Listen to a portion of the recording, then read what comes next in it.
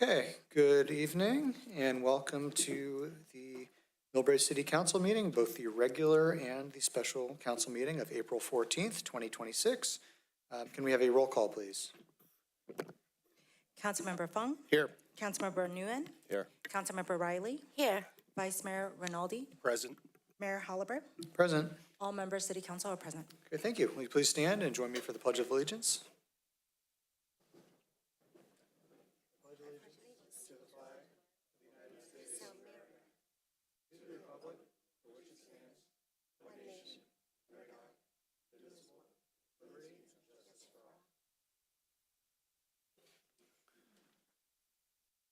Okay, we are going to begin this evening with the special agenda item, and for that we have a report out from the Bay Area Water Supply and Conservation Agency.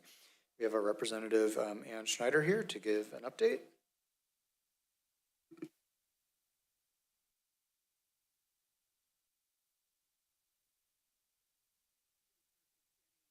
Yes, I can use that. City Clerk, let me know when the slides are up.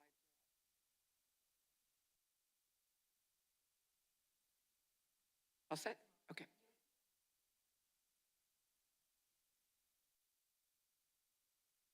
All right. Well, thank you, Mayor and City Council. And for the public, I am a former elected official, but I am your representative from Millbrae to the Bay Area Water Supply and Conservation Agency. And this is the update on the SFPUC status on the Millbrae Operations Center, or MOC, but Millbrae Operations Center tonight. Next slide.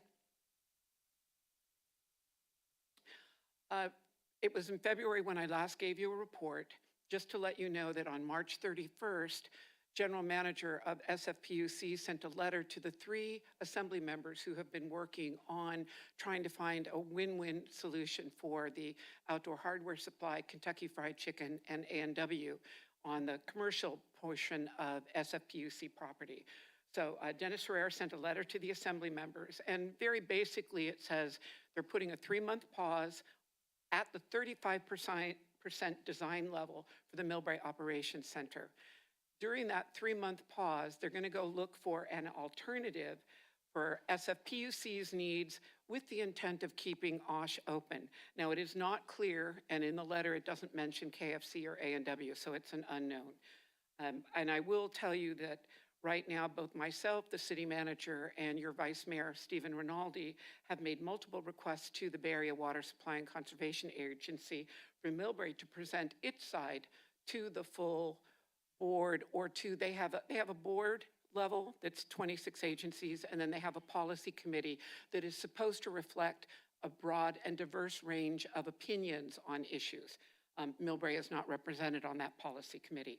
Next slide.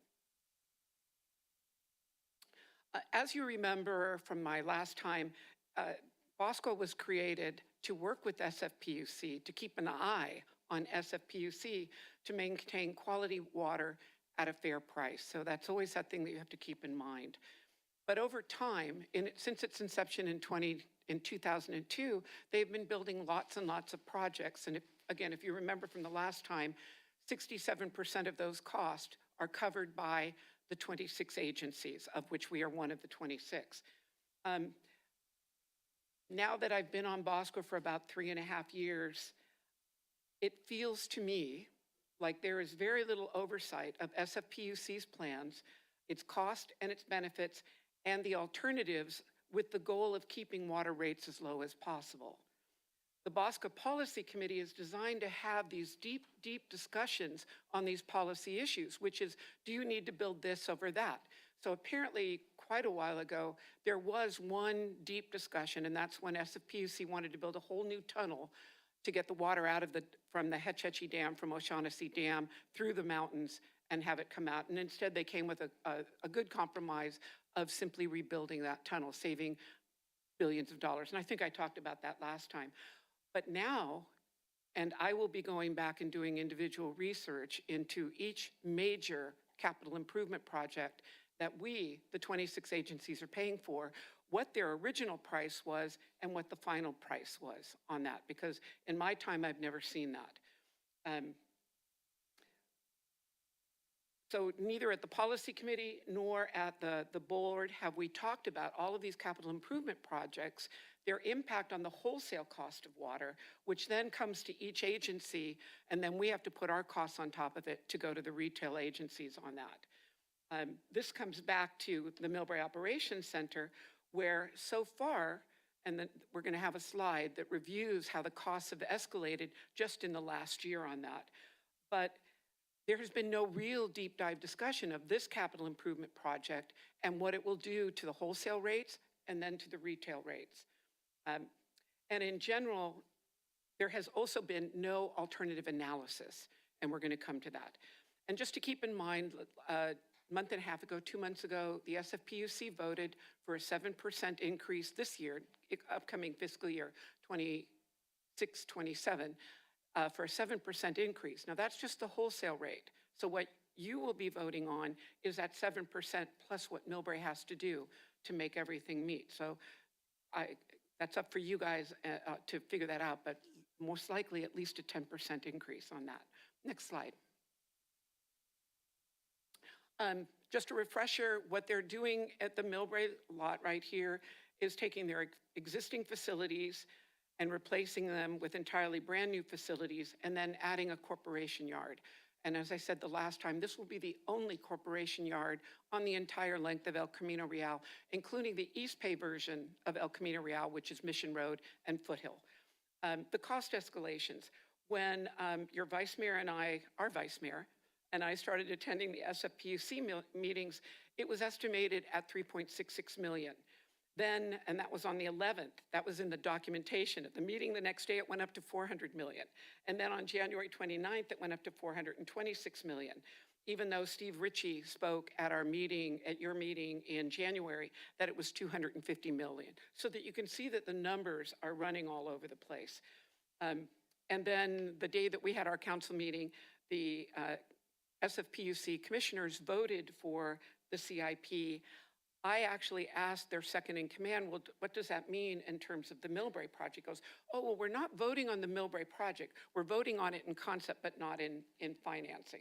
So that cost is not yet built into that, what is going to be at least a 7% increase. Next slide. This is here. I tried to give you a little bit of what was in the letter that Dennis Herrera sent to the 3 assembly members. You can see the picture on the left. That's actually the approved project that they came with. And that document on the other side, which talks about scoring and the alternative of 2025, this is just a sample. This is what staff sat around and decided was important in a project. Now, I will tell you, this has never come to the Bosca Planning Commission, nor has it come to the Board of Directors. There are actually, and if we go to the next slide, that same set, they had 6 different sets of different ways that Millbrae could look.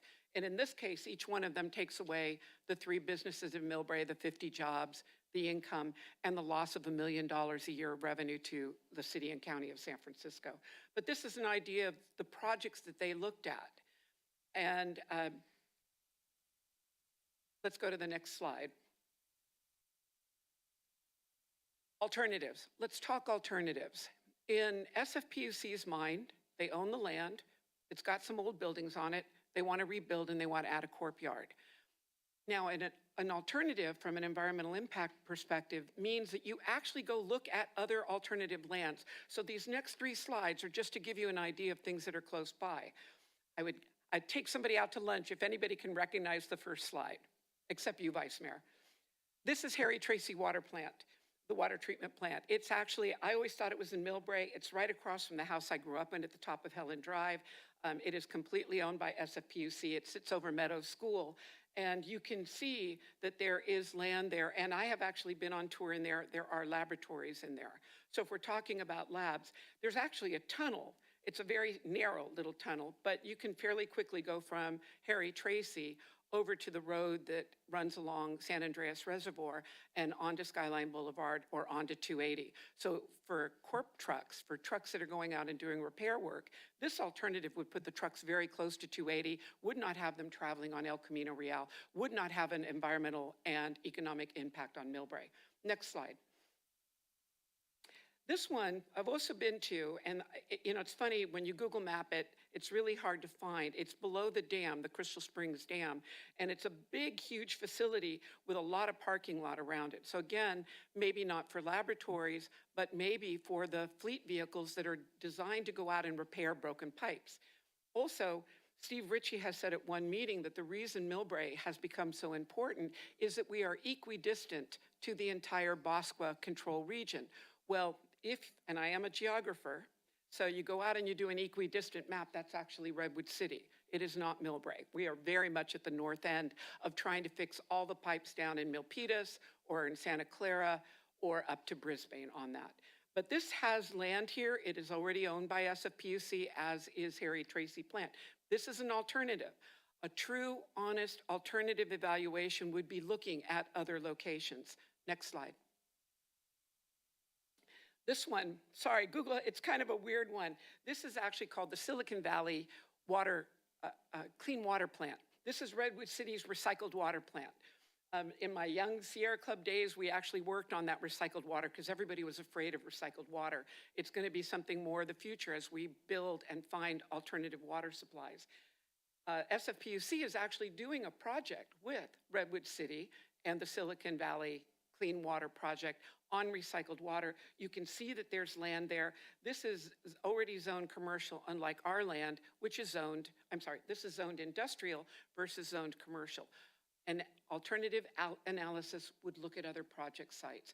And this is one where SFPUC has a relationship with Redwood City. Next slide. Next steps. I can ask Bosca to look at project costs, and I will. But the one that I'm going to look at mainly is called Sinol. It is a huge facility. I've been there a couple of times. It's got the most beautiful environmental education center. They have a nursery growing native plants. It may have a relationship to a lawsuit SFPUC had with, and this is part of our water system, Calaveras Dam. But my question to the staff of Bosco was, well, who paid for it? And I've not gotten a clear answer. And then on top of it, now I've been there a couple of times over the years, and it's still being built. So obviously the cost escalation is there. So my goal will be to find just how often does SFPUC estimate a price, and then what does it actually come in at?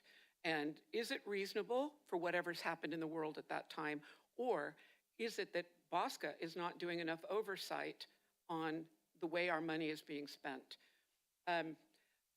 There's another, I know that the Vice Mayor told me, and I will let him speak for that there's a lot of vacant office property right now, including vacant office property in Millbrae that we would love to get a tenant for.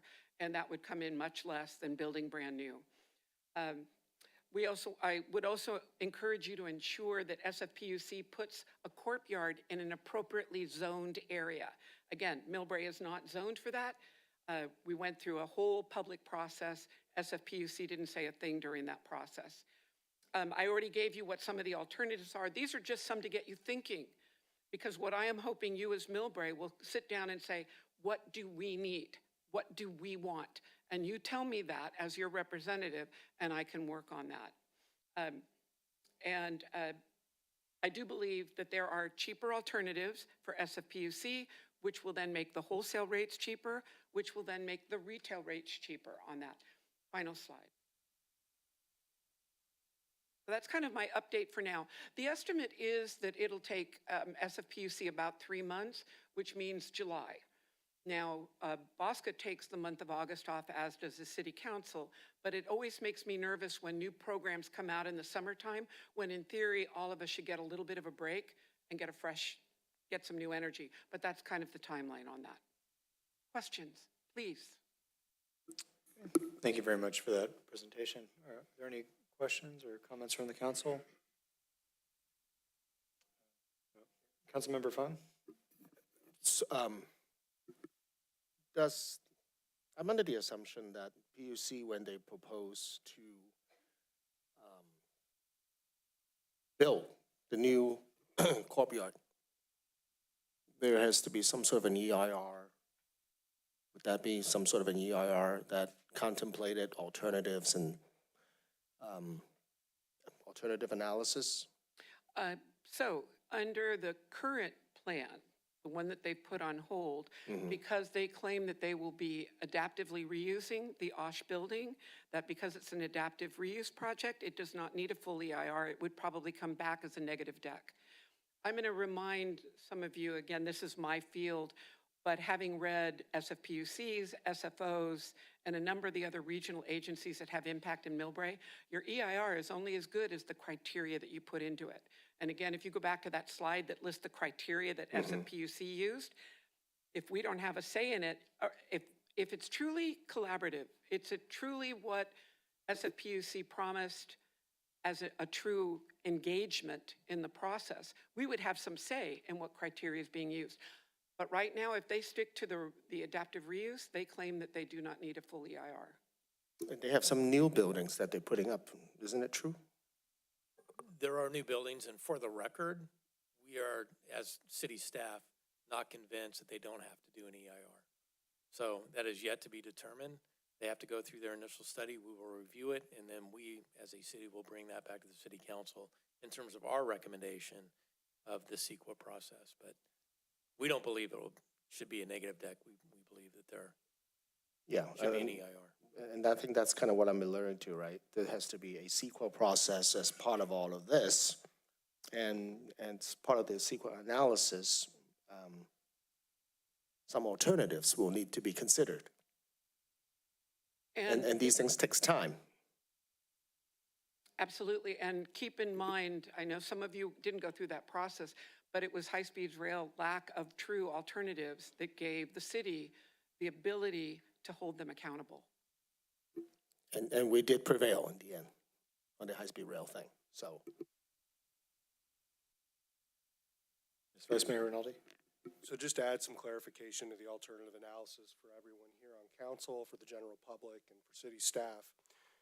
SFPUC did a 2019 alternative analysis, and in all 5 scenarios, they left outdoor supply hardware alone. Wasn't touched. Fast forward 2 years later to 2021, I believe it was, where they did another scenario, 5 alternative analysis, and in those scenarios, outdoor supply hardware is gone. And same with AMW, KFC. Interesting thing, though, is when asked about did they look at other properties off-site that they own, did they look at leasing, the answer comes back is no. Reason why this is important, in my personal opinion, is it falls back to the ratepayer. One of the first things we had to do when we got up here was raise rates 7% annually for the next 5 years.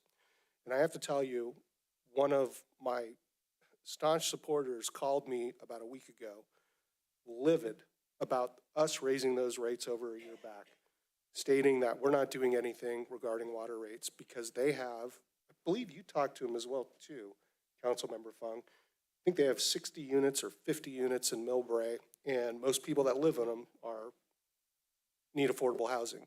So that's what she provides. So to her comment, water rates going up make it really difficult for her to keep the rents low. So the reason why the water rates are pertinent here is the price keeps going up, as you showed in one of your first slides. And now when I think about this project, you know, by the time it comes to fruition, you're probably talking about $500 million plus. Right now, we're in a war that has no end. So we're at all-time highs of gas prices. You have commercial real estate, which quite frankly, in my opinion, is really stagnant. 36% vacancy rates in San Francisco. Down in the peninsula, it's about 25%. When asked about the alternative analysis, why they didn't look at leasing, they said that they want to centralize everything on that parcel. On my visit with City Manager Williams, as well as one of our city consultants, and Bosco was there, and SFPUC in the Millbrae yard, it was hard to notice that there were barely any staff walking around on the yard, on the property. Seemed like everyone was out in the field. And when we asked, it was confirmed that most people operate out in the field. So looking at this, the alternative analysis is lacking. This whole buy existing versus build hasn't even been explored. And I think it's owed to the ratepayers. So about a week ago, I was at Bosco's policy meeting, and I formally asked them underneath the item for this item to be agendized and talked to the full Bosco board. because it's important. The 26 municipalities are going to be impacted by it. And I want to go back to slide number 3. Elaine, if you don't mind. I had a quick question for you, former Mayor Schneider.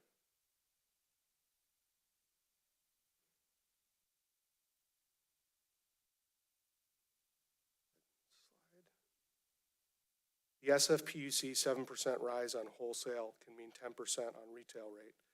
Where did you get the 7% number? We attended so many SFPUC hearings, but at the one before they voted for the capital improvement plan, Yeah. their staff presented a set of slides on estimations, and I didn't pull it out. I could pull it out the next time. I thought it was 7.x, 7.x, and then down to 3.4. But again, that's 3 years off, and estimates on a budget 3 years off can have so many changes to it. But they were both 7%, and I believe it came up at, I only partially listened to the SFPUC meeting today, but 7% is the number that keeps coming up from San Francisco down to the wholesale customers. Yeah, and I remember attending the meetings with you and hearing that there was a lot of concern from the SFPUC commissioners around the combined water enterprise and wastewater enterprise for San Francisco only that would cause double-digit raises the first 2 years. This being one of the most expensive projects within the CIP. I think it's number 1, 2, or number 3, I can't remember. But one question that I asked at the Bosqua meeting was, what agencies can tell us what their actual retail water rates are going to jump up because of this? I would really like to know. And I'm going to assume that you don't have that answer because I didn't get that answer there either. And I think that would be very important before 2/3 that pay into this system decide to sign on and agree to SFPUC for this project, that we understand how this is going to impact the actual ratepayer. Vice Mayor, I agree with you completely. I can tell you that I have done some analysis. Again, AI is proving to be a pretty amazing tool for this kind of work, comparing where the 26 water agencies are at both their retail per unit cost and their fixed costs. And I am really sorry to say this because the last thing I want to do is get Millbrae residents upset, but we pay the most expensive cost at the retail level with Palo Alto just behind us. And there's a number of reasons for that, and I'm happy to come back and talk about these reasons. But, and I have to do a little bit more research. Unlike every other Bosqua agency, SFPUC owns a lot of land. It's not just that location. They own a lot of land that pay no taxes. So over the last 100 years, or until they purchased the, actually, 1930 is when they purchased Crystal Springs Water. This land has not generated revenue for then unincorporated Millbrae or incorporated Millbrae. So we're leaving this whole 100 years of being underfunded. Then you add all the other transportation infrastructure on it. We are uniquely situated where we don't have the resources on that. But there are a couple of other Bosqua members that I am talking to about water rates that are really looking at their retail rates and what we can do to actually slow. It's hard to ever say we'll ever go backwards. I wish we could. I don't see it happening, but slow it down and make it reasonable. The other problem within the 26 agencies is some of them can take revenue and offset the cost for low-income customers. We're not structured like that. And all of that's in my analysis right now. And then if you remember from last time, 10 of us are 100% reliant upon SFPUC water. We are one, Burlingame, Hillsborough. We're reliant on that. And to me, every time we lose money into our general fund, that's money we can't use to create an alternative water supply on that. And if you watch the articles over the last 2 weeks when we were such a dry March, the powers that be are saying we all need to be developing our alternative water supplies. Well, if we keep costing our residents because of SFPUC, how can we add more to create our alternative water supply? So we've got our own things that we need to get done without SFPUC constantly increasing the rates because, heck, 67% is paid by Bosqua. Yeah, so just in closing here on my comments, in 2019, the original alternative analysis had a 5-story building, which comprised of the admin plus the lab, all in one building. After 2021, they decided it needed to be 2 buildings, a bunch of surface level parking lot, and then converting OSH into a trades shop with electricians, welders, so on and so forth. The land use from the 2021 plan seems like it's out of place for the zoning. 17-acre parcel. I could say for a fact, because Mr. Ritchie confirmed it last time, that there was no collaboration with Millbrae or the county with what SFPUC wanted to propose and do. They never consulted with them. No consideration of the Grand Boulevard Initiative that county's been pushing for, neither our downtown specific plan either. Last quick point here, when I attended the BOSQUA policy meeting, they had mentioned that they wanted to they wanted to wait to see what SFPUC was coming back with.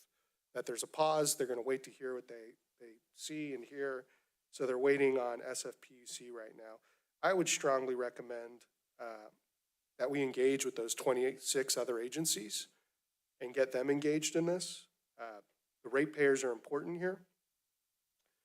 And I still would strongly suggest that this be agendized, and I think the appropriate solutions and independent third-party alternative analysis to look at everything, even parcels outside of that 17-acre spot, as well as looking at leasing. I mean, we have a 300-square-foot lab with stage 2 biospace right there at the Longfellow building, right next to public transportation, which SFPUC claims to have a transit-first policy. I know their headquarters up in the city only has 5 parking spots. They really encourage it. But yet in the 2021 alternative analysis, I would say about 60% of that coverage is all surface level parking, so each employee could have a parking space. And that's literally a 10-minute walk from the largest intermodal transportation hub west of the Mississippi. So those are my final comments. That would be my suggestion, independent third-party analysis and BOSQUA to agendize this if they could, because it's going to affect the 26 other agencies, and we should be able to go back to our ratepayers and tell them this is how much it's going to increase your rates. Thank you, Vice Mayor. Just to give you an update, the city manager had told me that he had made an offer to SFPUC that the city of Millbrae would be willing to hire a third-party independent consultant to do a true alternative study on that. I did present that at the end of our BOSQA meeting. We get kicked out of our location if we're not done by 9 o'clock, so there's always this rush at the end. I will continue to advocate for that if you still want me to advocate for that. Thank you. Okay, thank you very much for those comments. Any final comments or questions? And for council members, I know this is a lot on that. I am happy to meet with you and explain and go into more details and show you stuff. I will tell you my independent research is showing, different rates. It is showing different reasons why. And I think it would be very helpful for us to tell our story on that. But thank you. Thank you for the opportunity tonight. Thank you very much for coming, and thank you for everyone who's been continuing the conversation behind the scenes, and look forward to seeing the alternative analysis study hopefully sometime this summer. Okay, moving on, we will now go to item 1 on the regular meeting agenda, and we'll forego the reading of the proclamation, but we'd like to invite Andrea Papajohn up to accept a proclamation proclaiming April 22nd, 2026 as Earth Day, and April 24th, 2026 as Arbor Day. Thank you, Mayor and Council members. Andrea Papajohn, City of Millbrae. It is my pleasure to accept this proclamation. I would like to invite and encourage the whole community to join us for our Arbor and Earth Day celebration. It is on Saturday, April 25th, 9 a.m. at Green Hills Elementary. We'll start by planting coast live oak trees, approximately 30 of them. There were, I think, 16 eucalyptus trees that were recently cut down, so we're going to replace those with some coast live oaks. And then at 10 o'clock, we'll have a cleanup along the spur trail in the area. And then please join us for lunch at 11:30. All supplies will be provided. So we hope you can join us to build a sustainable Millbrae. Thank you. Okay, thank you very much for that. Would you like to take a photo with the council? Okay.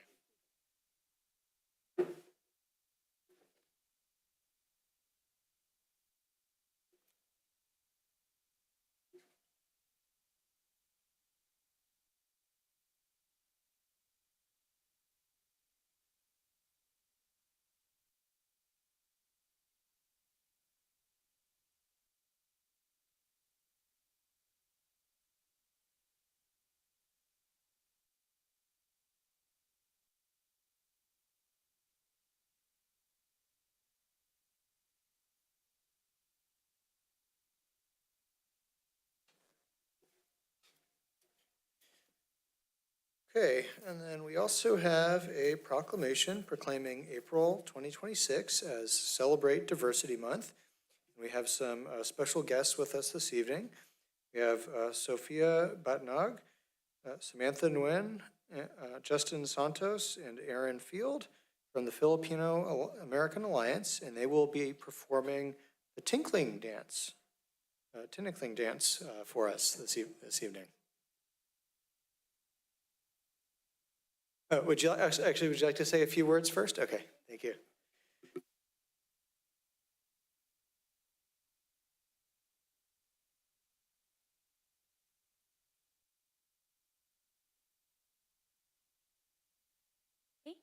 Thank you, Mayor Holliver and City Council members for having us.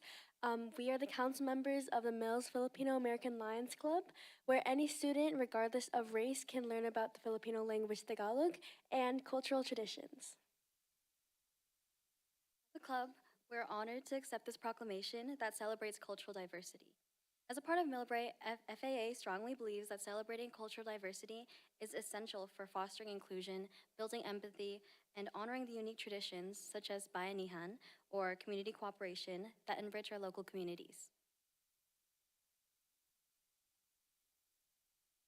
We are proud to be a vibrant part of Mill's diverse tapestry of individuals and love sharing our heritage through cultural performances, language, and dance. By promoting awareness, we strengthen the bonds that connect us all and ensure our Filipino identity continues to thrive within this community. Thank you, or salamat. So now we will be performing tinikling, and tinikling is a traditional Filipino folk dance that is inspired by the tickling bird movements by dodging bamboo sticks in the rice fields. The tinikling dance involves two people rhythmically clashing two bamboo sticks together while two dancers in the middle avoid the sticks with split-second timing. For FAA, tinikling is a way for us to practice our culture, and we also love to mix it up with hip-hop songs to make it modern and to connect with teenagers today. Thank you, and we hope you enjoy our performance.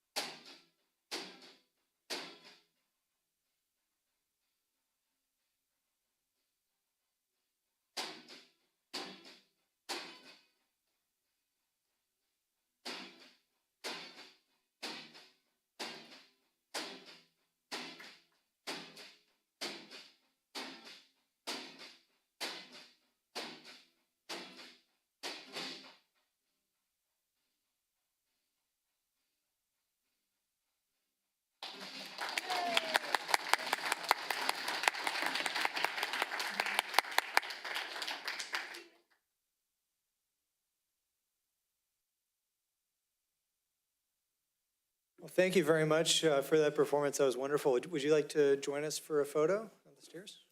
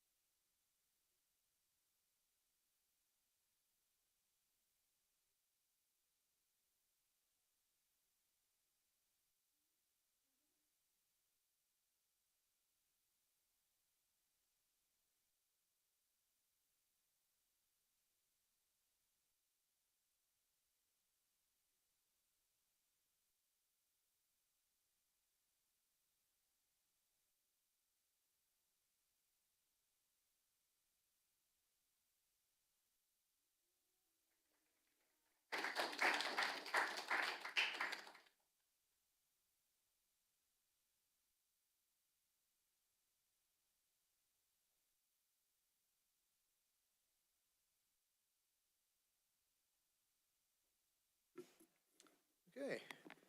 And now, next on the agenda is the SamTrans presentation on Connect Bay Area Local Investment Plan. And we have with us SamTrans Chief Communications Officer, Emily Beach. Good evening, Mayor Holliber, honorable members of Millbrae City Council. As the mayor mentioned, my name is Emily Beach, Chief Communications Officer for the San Mateo County Transit District. Thank you for your public service and for the opportunity to represent SamTrans tonight. I have the impossible task of following that amazing performance with a very exciting presentation on transit, but I will do my best to be respectful of your time and move things along. I'm here really to provide a brief update and then seek your feedback about and on our public education and outreach efforts related to a potential transportation ballot measure that could be on the November 2026 ballot. It's called the Connect Bay Area Measure, and really the purpose tonight is to share with you a little bit more about what it would mean here in San Mateo County, and most importantly, how you as council members can help shape the expenditure plan for a portion of that measure that would be reinvested in San Mateo County, and how your constituents who are here at the meeting tonight or who may be watching can help shape funding that will be spent in San Mateo County should it pass on the November ballot and if it makes it there. Next slide, please. Here's our agenda tonight. I will provide a brief overview about what the entire measure is, but again, the focus tonight is to focus on the SamTrans Local Investment Plan. And what that means is really that SamTrans, our bus company, our mobility provider for San Mateo County, would be administering the return to source funds, which equals about $50 million a year, coming back to San Mateo County. And this effort is to try to connect with the community to figure out how we prioritize the spending of those funds. Next slide, please. Little bit about SamTrans. You see our buses around our county. We are very excited to be celebrating our 50th anniversary here in San Mateo County this summer, and we will be celebrating with a large community celebration. We invite everybody at our new headquarters right here in Millbrae at the transit hub, and we're very excited to be your neighbors. But we provide really essential mobility services for the people of San Mateo County. I won't go into every detail on this slide, but what you can see is that our riders really do depend on us, and it's an essential service. 94% of our riders are low income, and nearly 80% of our riders either do not drive or do not own an automobile or have access to a car. Next slide, please. The reason the Connect Bay Area exists is there was some legislation that worked its way through the California legislature last year called SB 63, and it was envisioned to help address some major operating deficits that the largest transit operators here in the Bay Area are facing. They carry millions of passengers a year. They get folks out of, off of the roads and into public transit, and they are having operational deficits that do threaten their ability to provide service. This presentation is not to justify that or to debate the merits, the pros, the cons, or whether this is a good idea or not. It is just the nature of what this measure was supposed to address. There are some reasons, and you'll hear from some of those major operators like BART, Caltrain, Muni in San Francisco, AC Transit across the Bay and the East Bay.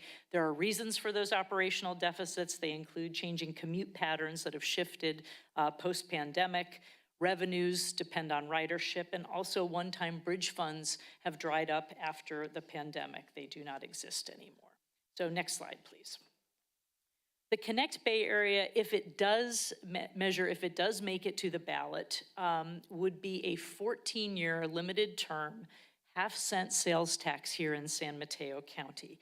It's inclusive, it's not just in San Mateo County, it would touch 5 counties in the Bay Area, including San Mateo, Santa Clara, Alameda, Contra Costa, and San Francisco. In fact, in San Francisco, it would be a full 1-cent sales tax.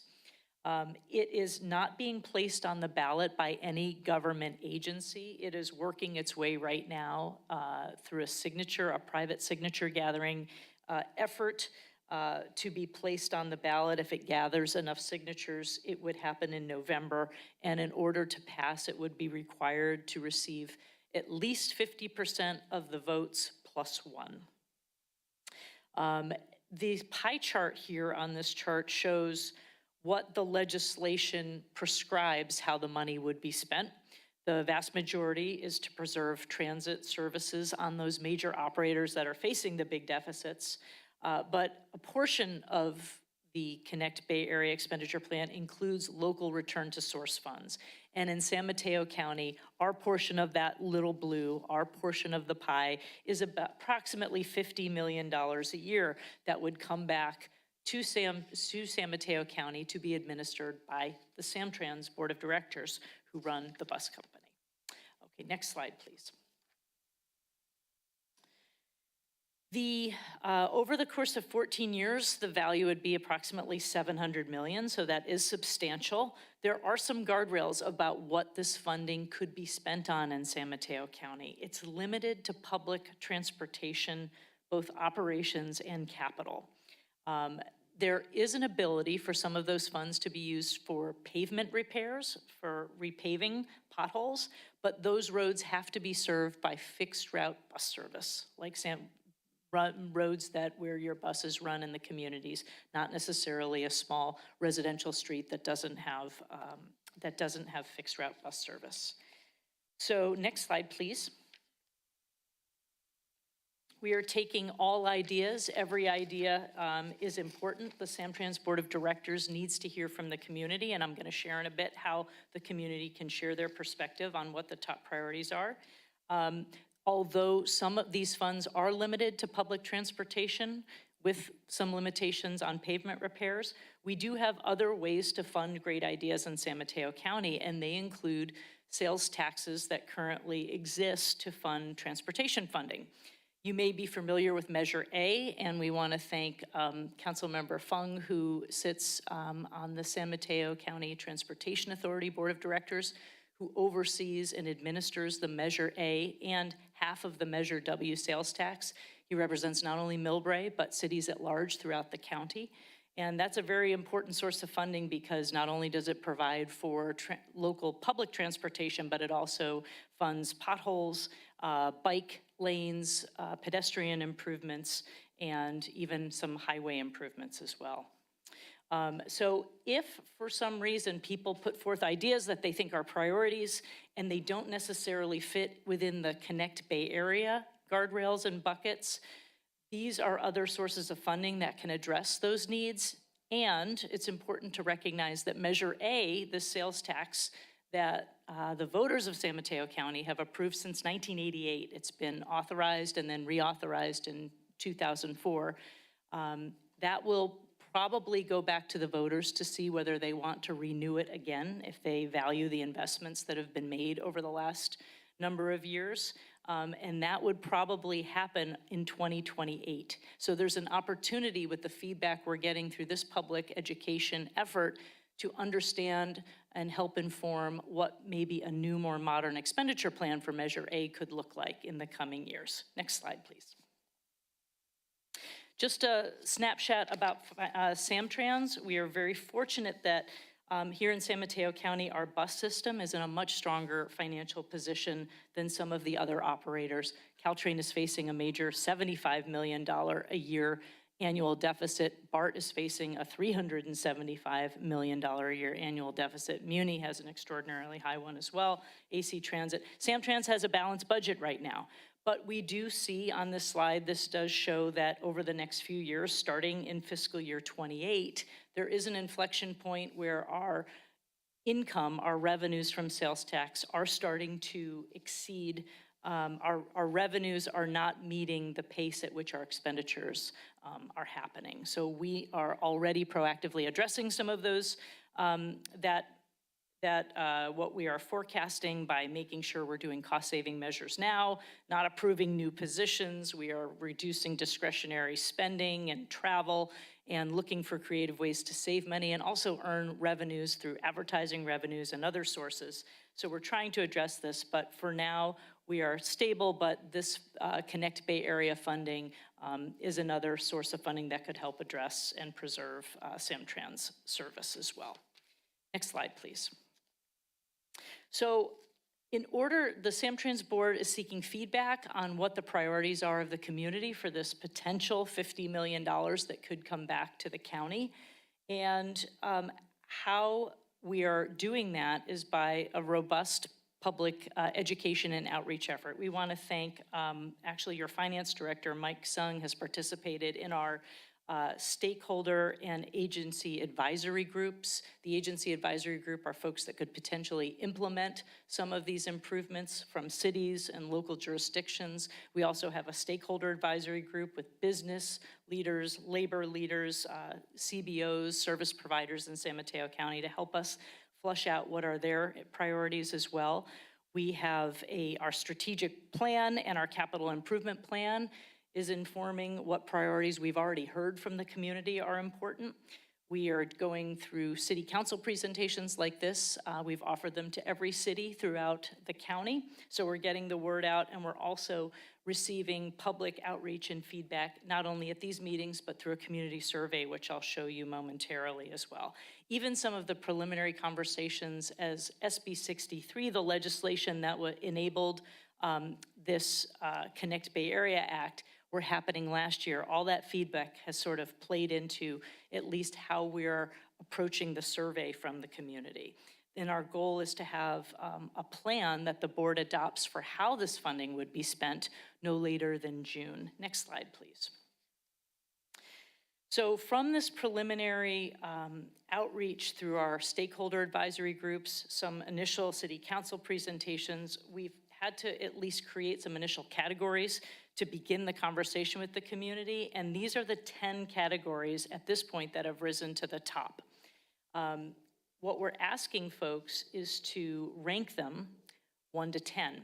And there's opportunities on our website and in flyers and handouts in multiple languages. They're all translated both in English, Spanish, Simplified Chinese, and Tagalog. With expanded, we call it the expanded play explanations for each of these categories, because these are a simplified version. I also have some flyers where the community members can pick them up right there in the corner with a little brochure that has some additional information. But we're asking people to take this survey and let us know what priorities are rising to the top. There's lots of ways you can do that on the website. If you're not comfortable with the web, you can take a flyer and then mail back this or drop it off at the transit district, this paper survey. And there's also abilities to call your input in through our customer service center. Next slide, please. We have a very accelerated process to do this outreach. Often when Measure W, you may remember a few years ago, or when we go to the voters and talk and try to understand their priorities for a renewal for Measure A, it'll probably be a process that takes over a year to do this. This is happening in just 10 weeks because everything has been happening very quickly. But you can see our calendar here. We're doing lots of surveys and presentations. You can find the survey online as well. And our board is going to get the initial feedback from all the community and council and stakeholder input on May 6th. We encourage everybody to join us for our SamTrans board meeting on May 6th to participate in that process with a final local investment plan committed to by June 3rd. That way, if the measure does make it to the ballot, San Mateo County voters will understand how these funds could be spent. Next slide, please. So again, I think I've shared with you where you can take the survey. They're in all different languages. They are accessible, and there's a phone number there where you can provide your input as well. The survey is intended to close on April 30th, so we can really gather all the information and really have a point in time where we know what, at least at that snapshot in time, what the community has for the priorities. We also have toolkits available to the city staff if you can share on your social media channels and just help amplify our outreach efforts so we can reach as many folks in Millbrae and throughout San Mateo County as possible. We would sure appreciate that. So thank you for amplifying. I am happy to take your questions. I'm happy to take preliminary input if you think of those 10 categories that are listed, if there's certain things that are rising to the top here in Millbrae that you'd like to share tonight. And if we do encourage you, even if there isn't a lot of time for a robust dialogue tonight, please do take the survey, council members, and please, we hope your community members will as well. Thank you. Okay, well, thank you very much, Ms. Beach, for that presentation. And yeah, if we could make sure to link to the survey on the city website and social media, that would be great. Are there any comments or questions from the council? Yes, Councilmember Nguyen. Thank you for the presentation. It was quite eye-opening to see how the costs are increasing and that we need to address it before it gets to become a problem. My questions were really around the KPIs to evaluate the effectiveness and cost efficiency of these proposals that you have, namely on, for example, the cost per passenger mile, the subsidies per passenger mile, and the asset utilization. Can you comment on that? Well, I think the KPIs and all the reporting will kind of come at a later point. If you have certain questions you have that I can get back to you with specific information on cost per passenger mile or cost per passenger for certain routes, you know, I'm happy to circle back with specifics. But as far as for this particular funding, we're just trying to get what are the top priorities so that we can tell voters what the SamTrans board would envision spending that money on if it comes back to San Mateo County, and then there'll be a process to fine-tune various details after that in the coming months. Okay, thank you. But thank you, I'm happy to circle back. Yes, Vice Mayor Rinaldi. Thanks, Mayor Hullaber, and welcome to our city council meeting, Emily. I just had a quick question. Can you give me some more detail on the oversight of these funds that'll happen should the measure go through? Yep. There's a lot of information on in the enabling legislation of what oversight means for the entire Connect Bay Area Act. At a high level, there's a process right now where they're called the big four operators that are facing the most severe deficits are even having a arm's length third-party financial review, efficiency review of their operations. Should the measure pass, there'd be additional oversight there. And there's also oversight for how those funds that are sort of prescripted by the legislation, how those major operators are spending the funds. For the purposes of SamTrans Board of Directors, this $50 million slice of the $1 billion revenue measure over 5 counties, SamTrans has basically discretion over the $50 million slice. Part of what we're doing here is a very transparent, robust public outreach process now so that this local investment plan will be clear to members of the public and adopted in a public board meeting, oversight by the public on the first pass will be May 6th, and then June it'll be adopted. And then they'll be reporting through our annual budget process for how SamTrans is spending that $50 million funds. So it's not a traditional expenditure plan in the way that Measure A has an oversight committee and has a separate entire process. The local investment plan is managed by the SamTrans Board of Directors, and through the transparent budget process and the adoption of the plan is the oversight for that $50 million. But the legislation for SB 63 has a lot more details for how those major operators are having oversight. Got it. And so just to be clear for the public, this SB 63 is the funding mechanism. If it were to pass, that would pay for all this. Yes, SB 63 was the legislation that the governor signed in November. The act is called, it's the enabling legislation that created the Connect Bay Area Act, which is this Connect Bay Area measure that could be potentially on the ballot in November. Got it. Thanks for that clarification. And last piece here, for those of us that have nothing better to do on a Friday night, but look into these things, can you tell us where we can find more information on the oversight? Yes, the best place would be, I'm happy to forward the actual text of the legislation. That's probably the most important source document. We are a public agency, are not connected with any type of campaign, so I am not going to point you in the direction of that. That's inappropriate.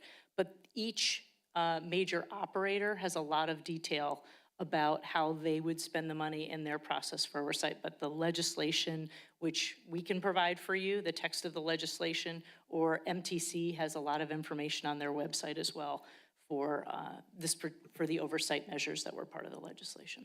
So basically, just look up the bill. Yes, and I'm Okay. happy to share it. My team can absolutely circle back with you. Thank you, Ms. Beach, appreciate it. Absolutely, Vice Mayor, thank you. Any other comments, questions? Oh, Councilmember Fun? Thank you, Emily, for being here. Obviously, this is the third time I'm sitting in a Third time's a presentation for this. charm. There you go. And I've obviously provided some pretty robust feedback on this previously, both in the TA and also in the CCAT meeting. But what I wanted to kind of bring it to the benefit of the public here is that this is really a once in a more of a lifetime opportunities where SamTrans and San Mateo County possibly getting $50 million a year for the next 14 years as a way to improve our transportation infrastructures, whether it be fixed route potholes and, you know, the bus stops where they have all those enclosures and opportunities to improving some of those. And also maybe perhaps, you know, I've had many seniors that I have spoken to throughout the community. The east-west connections, right, to major transit centers, micro-mobilities, and some of the other opportunities where you can better connect many different parts of the city to the transit area, to downtown, to help those who can benefit from these micro-mobilities. These are all opportunities where these fundings could potentially benefit those initiatives. And so your participation in this survey would help guide this potential, you know, capital improvement plans, or I should call it, I think there's a name for that. Local investment. Local investment Yep. plan, there you go.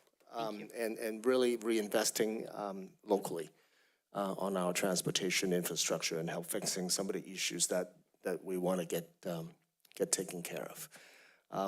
You know, it's never an easy thing to discuss, you know, revenue measures such as this.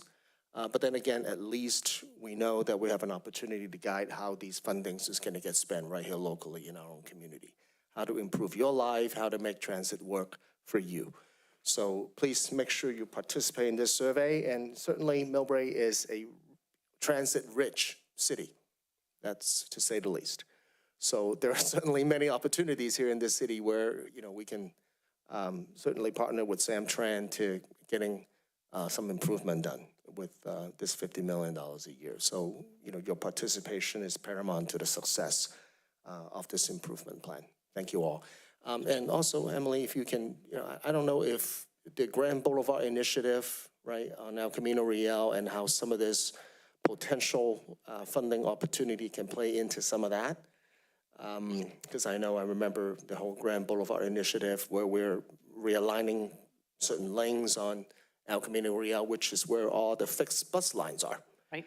And how to improve some of those, you know, bus stop enclosures. I don't know what's the technical name for that. Yep. And so if you can speak to some of that, whether or not those opportunities play into this local investment plan. Thank you for the question. Absolutely, and it's been the Grand Boulevard initiative of just really rehabilitating El Camino and making it more accessible for all modes of transportation, not just cars, but pedestrians and cyclists and everybody who is using public transit. So there's certain things this funding could be used for, yes. If it's a priority, if you're a bus rider, enhancing the increased safety, cleanliness, and accessibility at bus stops, that might be a priority for you. If you think there's too many potholes and you'd like to see more of that, there could be partnerships with Caltrans. Of course, El Camino Real is not it is a state highway. It is not a local highway, but there could be partnerships for planning funding and operations funding that could help just make it a holistic, make some of those projects that have been envisioned at the city level come to fruition faster. So there's some real opportunities there. Improving transit routes to reduce traffic on the most heavily traveled corridors, that would be something that might rise to the top as well. Yeah, and then would there be some sort of a call for project once this? There could be, and so if there's certain projects, there's a place on the survey for a free-form input. If there's something like El Camino Real Grand Boulevard Initiative, seeing those improvements you want in Millbrae done, that would be a great place to annotate that. We are collecting all of it and taking it all very seriously. Very well. And so city manager and Phi in the background there, DPW director, keep these in mind for some of the future projects that we've been looking for partners. SamTrans is right there potentially with a 50 million bank account once a year. So that's a possibility. There's no shortage of great ideas, and it would, if this funding comes to fruition, there's a great opportunity to fund some of these things. Sounds good. Thank you so much, Emily. Councilmember Riley? Thank you so much for your presentation. And welcome your headquarters move to our Millbrae next month. Thank you. Thank you. Yeah, we're very excited next month. Yeah, your office is beautiful.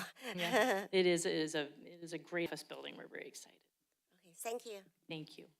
Okay, well, thank you very much for that, and hopefully get a lot of good feedback from throughout the county and good ideas for how to spend the transit dollars should the regional funding measure pass, and also for Measure A, Measure W in the coming years as well. And thank you very much for coming, and forward to having you here in Millbrae. All right, thank you so much, Mr. Mayor. We appreciate it, and we'll try to keep traffic out your roads by taking transit to our office. There we go. So, take care. Thank you. Thank you. Okay. Is there any public comment on this? Oh, yeah, we do have a speaker in Zoom. I see two speakers. We'll start with Grace Jareb.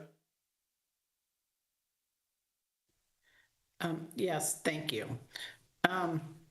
Emily is really good at spinning things, just like when she was on the city council Burlingame. There's not all this money coming. It's kind of putting the cart before the horse to talk about what we're going to do with this money. And Anders knows better as a developer. I would assume that he is in charge of large budgets. This money isn't guaranteed, and it's taxpayer money, and there's no need to actually go ahead and spend it, even if the tax is approved. SamTrans is doing a better job than other transit agencies, but BART is part of this, and they are spending 34% more than in 2019 with less than 50% ridership. I can't quote the exact number, but there's something like 30 people in their agency, or maybe 50, that are making over $300,000 a year. They have all these DEI hires and programs that are in violation of the law. I would suggest anybody that really wants to dig into the numbers and look at what's really happening to follow a lady named Deborah Allen, who was on the BART board and a CPA. And she really goes into the numbers and shows why this is not a great idea. We're really funding unions and the pay for people that are really not looking out for our best interests, even though I do consider transit and BART and SamTrans vital for this region. And unless these agencies get serious and really tighten their belts, they should not get another dime. And Anders talking about all this money is absolutely ridiculous, when I actually called him out in a meeting last year about the gates at BART, and he talked about how great they were. Well, if you go over there, you can look to see how easy it is for any homeless person or tweaker to slip under the fence at BART, and the BART police just sit there and watch them. I have photos and videos of them doing exactly that, Anders. So why don't you actually figure out the fare evasion issues before you go and spend more money on needless things, that filling potholes and other grandiose ideas. Thank you. Okay. Got another hand raised, but it looks like it has been lowered. So with that, seeing no other hands, public comment on this item is closed. And we'll now go ahead to item 2, agenda overview and staff briefing, and we'll turn over to City Manager Tom Williams. Yes, thank you, Mayor. Good evening to you, members of the City Council. Tom Williams, City Manager. Mayor and council, regarding the agenda on the consent calendar, items 7 and 8, we received a request earlier today, and staff is recommending that those two consent items not be heard this evening, and the action is that they be continued for 2 weeks to the April 28th city council meeting. And so with that, those are the only changes that we have on the agenda. I'd also like to now go into introducing our new bureau chief, and it is with great pleasure that I do welcome and introduce our new bureau chief. This is Captain Andy Huey. Captain Huey began his career over 20 years ago in law enforcement with San Mateo County. He's got an outstanding reputation and is highly regarded not only throughout the sheriff's office, but the communities he has served. He started his law enforcement career in the city of Pacifica, where he's a police officer, a motorcycle officer, and a major accident investigator. So it's with great pleasure that I introduce Captain Huey as the Millbrae Bureau Chief. Good evening, Mayor, Vice Mayor, members of the City Council, city officials, and members of the Millbrae community. It's truly an honor to stand before you today as the newly appointed Chief of Police Services for the City of Millbrae. I am deeply grateful for the trust and confidence that both the city and county leadership have placed in me. I'm proud to serve the community that holds such a personal, meaningful place for me and my family. As a long-time North County resident, I have had the privilege of watching Millbrae grow and evolve over the years. This is not just the community I serve, this is the community I call home. My family's involvement in local organizations and the schools has given me a deep appreciation for values, priorities, and the spirit that defines the city. The town manager went over to my bio, so I'll skip over that a little bit. Throughout my career, I've had the responsibility of leading operations during critical incidents and large-scale events, including wildfires, international events, and pandemics. These moments underscore the importance of preparation, teamwork, and a clear communication principles I will continue to prioritize here in Millbrae. As chief, my philosophy is centered on community engagement, transparency, community-oriented policing. I firmly believe that public safety is a shared responsibility and that trust is the foundation in effective policing. My commitment is to ensure that our police bureau provides professional, equitable, and high-quality service while fostering a strong partnership with the community we serve. I look forward to working closely with the City Council, city staff, and our community members to address challenges, build on existing strengths, and continue making Millbrae a safe and welcoming place for all. Thank you again for the opportunity. It is both a privilege and a responsibility that I do not take lightly. I'm excited for the work ahead and for the partnerships we will continue to build together in the future. Thank you. All right, again, welcome, Bureau Chief Huey. Thank you. All right, Mr. Mayor, a couple of quick updates. Just a couple of quick updates. The El Rancho Inn, I wanted to just brief you in the community. The demolition of the El Rancho Inn and the redevelopment of the project is scheduled for the second week of May. So people will start to see a lot of development activity. And as a reminder, this project is 384 housing units. There are 19 permanent affordable housing units. There is a parcel, a little over an acre, slated for the future hotel development to replace the El Rancho Inn. So demolition to start the second week of May of the major redevelopment project of the El Rancho Inn Hotel. Next, we have our commission and committee, our annual recruitment. This is an ongoing recruitment for various commission and committees. The application due date for all openings is May 4th, 2026. For more information, you can visit our website, the city clerk. You can contact Elaine Tran, who is our city clerk, at etran@ci.millbrae.ca.us for further information. We have a couple of important upcoming events. The Ombudsman Services of San Mateo County is hosting a free informational seminar entitled Protecting Seniors from Scams. Seniors can learn how to recognize and prevent common scams targeting seniors and how to stay protected. This is a very important session that will be held this Thursday, April 16th starting at 10 a.m. to 11:30 a.m. at the Millbrae Recreation Center. There will be interpreters that are available if needed for people. Also, our Earth Day event that was mentioned, I'll just reiterate it real quick. Saturday, April 25th, starting at 9 a.m. to 12 p.m. at Green Hills Elementary School. We'll meet at the lower baseball field at the corner of Ludeman Lane and Laurel Avenue.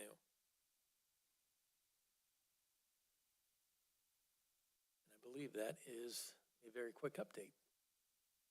Okay, thank you very much. And you had noted that items 7 and 8 were going to be recommending to be continued. We do have a speaker slip for item 7, but it sounds like the speaker would withdraw the comment until it's continued. Okay. Thank you for that. So with no further ado, we will move on to item 3. We also have a report out from closed session. City Attorney.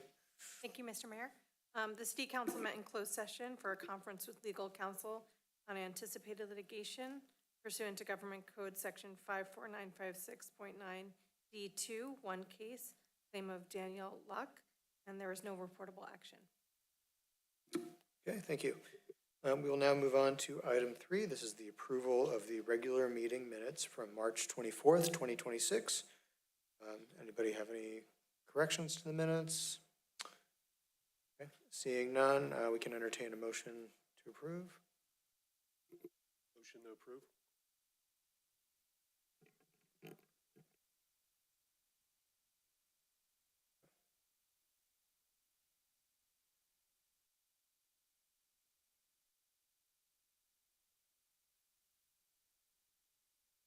Okay. We have a motion from Vice Mayor Rinaldi, a second from Councilmember Nguyen. Can we have your votes, please?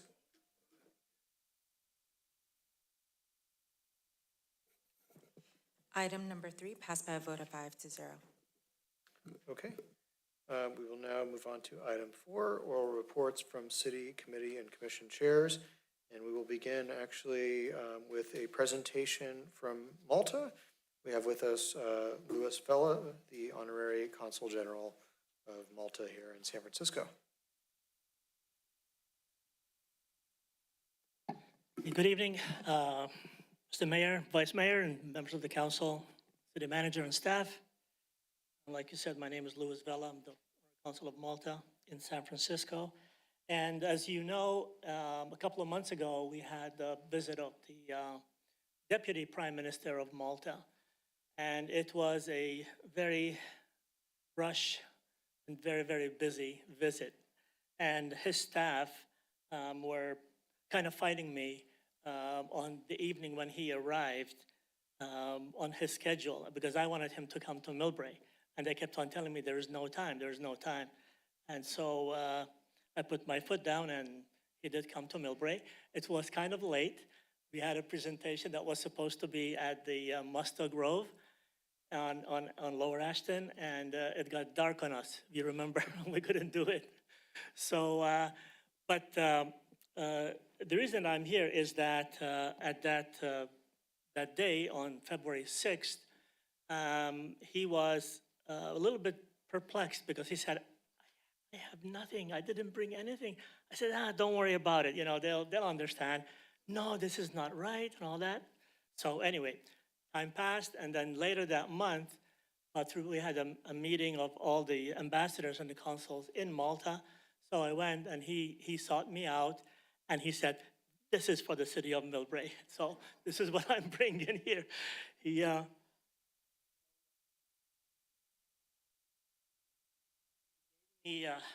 This book, which is the Presidency of Malta on the Council of Europe. Last year, Malta took over the presidency of the Council of Europe, and it weighs a ton, has a lot of pictures.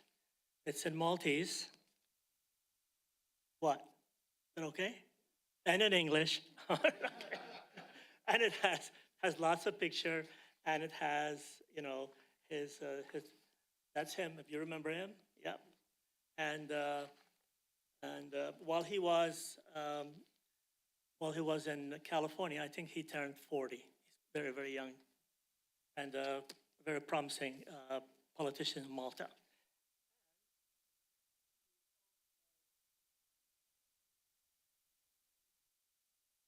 to give the city of Millbrae and the sister city commission. This is handmade in Malta. Malta is very, very famous for this kind of glass. It's all, if you go to the factory, it's where they have that big oven and they melt the glass and they have this big pipe and they blow it up and all of that, you know, it comes out really, really nice. And the factory where they make this is very, very close to Malta, which is the sister city of Millbrae. So it has a lot of significance. So this goes into the display case, and the book is for evening reading. I don't know. So that was it. Okay, thank you very much. Yeah. Well, thank you very much, Consul General Vela, and if you could please pass along our thank yous to Deputy Prime Minister Borg as well. Absolutely. It's wonderful to have him here. I will, yeah. Okay. If you could hand it to the city clerk, please, that would be wonderful.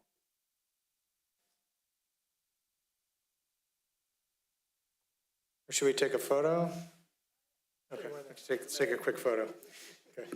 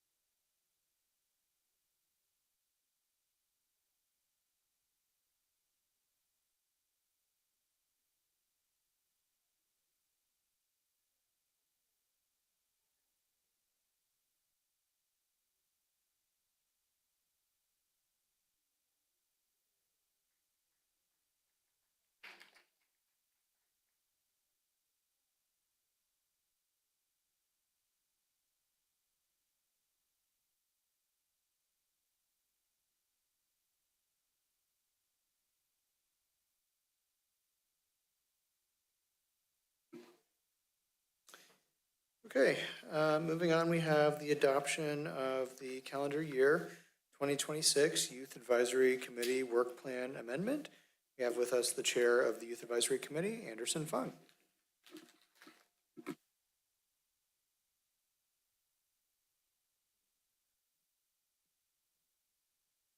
Hello, I am Anderson Fung, the Youth Advisory Committee Chairman, and I will be presenting the Youth Advisory Committee Calendar Year of 2026 Work Plan Amendment. Yes. For our current lineup, we have me, Anderson Fung, as the Chair, Shrey Parikh as the Vice Chair, and council members, or committee members Connor Lai, Eric Chung, Hugo Shek, Kanoa Dang, Caitlin Chun, Liam Chen, Madison Douglas, and Evan Chen as our alternative. On April 7th, 2026, the Youth Advisory Committee made a motion requesting City Council approval of an amendment to Task 3 of its work plan, which would be youth and teen programming and events. For the events and programs that have already been approved under Task 3 of the 2026 work plan, we have the Youth Legislative Camp, which would host a one-week legislation summer camp, and the goal of the program would be to educate middle schoolers about the importance of government and law.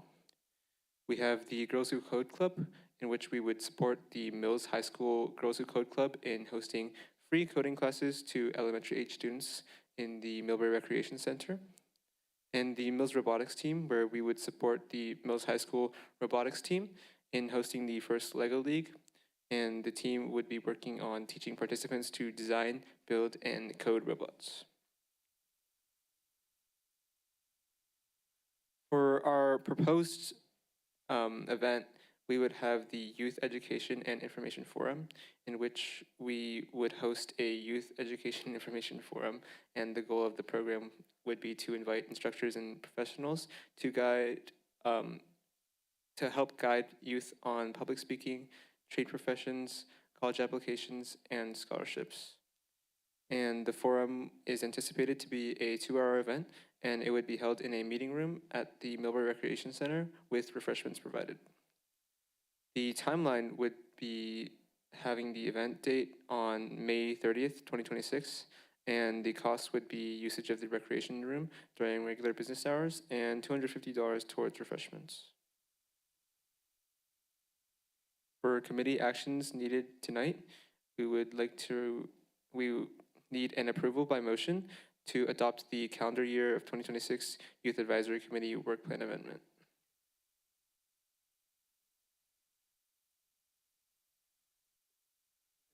That's all, thank you. Okay, thank you very much for that. Any comments or questions from the council? Okay, seeing none, we can entertain a motion to approve.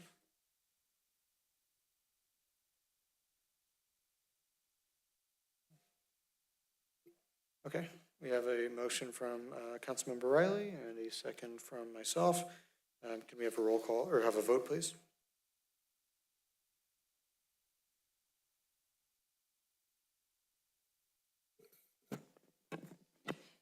Agenda item, Youth Advisory Work Plan Amendment is passed by a vote 5-0. Okay, well, thank you very much for that, and thank you. The campus successful. Okay. Mr. Mayor? Yes. I just want to take a moment to thank Councilmember Riley for working with our youth and developing this work plan, knowing that many youth needs many different types of educational and training services that helps them. Some like to go to college, some wants job training, and just the opportunity that we wanted to be able to offer to our youth locally and continue working with every single one of our rising stars in our own community. Thank you so much for your hard work, Councilmember Riley. Thank you. You're welcome. It's my pleasure, my honor to work with those high school students. They are our future. Thank you. Okay. Next on the agenda is public communication. This is the opportunity for any member of the public to speak on any item that is not on this evening's agenda.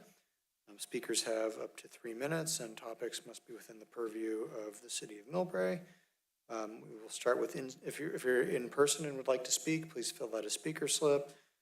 If you are online on Zoom, please use the raised hand feature if you'd like to speak. And we will begin in person with Sage Drake.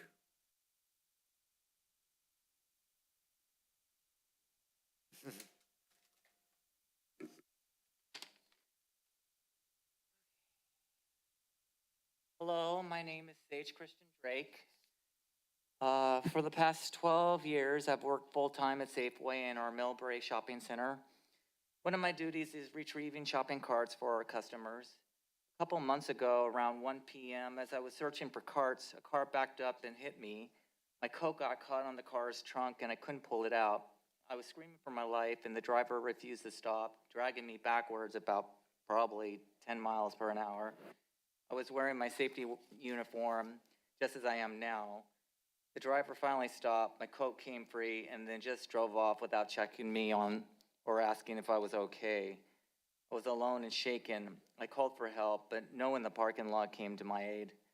I reported this to my managers, but unfortunately there are no cameras on the other side of the parking lot where this happened. If I hadn't pressed my weight onto the trunk of that car, I would have fallen.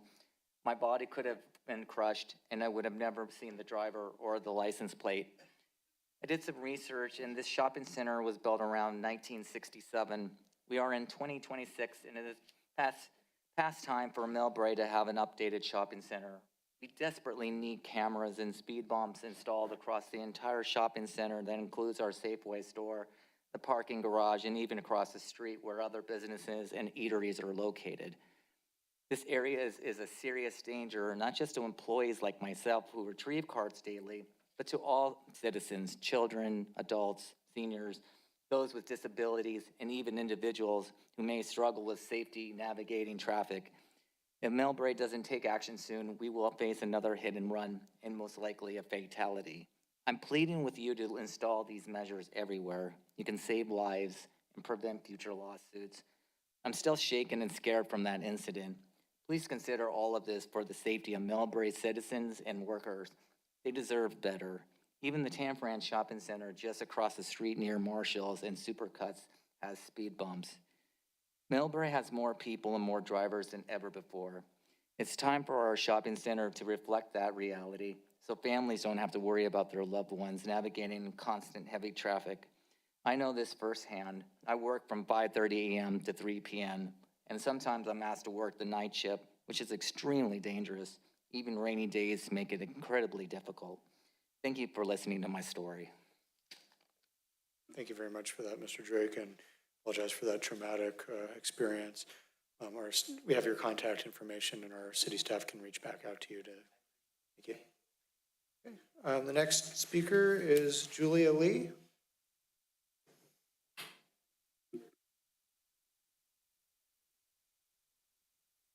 Good evening, Mayor Holliber and City Council members. I'm here tonight to encourage city leadership to endorse the Connect Bay Area initiative, measure involving 5 Bay Area counties to implement a half-cent sales tax for public transportation funding. I didn't know Ms. Beach would be here tonight, but I will not rehash what she was talking about. People of all ages use our wonderful public transit services, including my family. Once a week, my grandma would take BART to San Francisco Chinatown. My parents have been public transit commuters for over 20 years each. My dad via Caltrain, my mom via SamTrans and BART. I myself use public transit to go to work, to school, medical appointments, and to events with friends.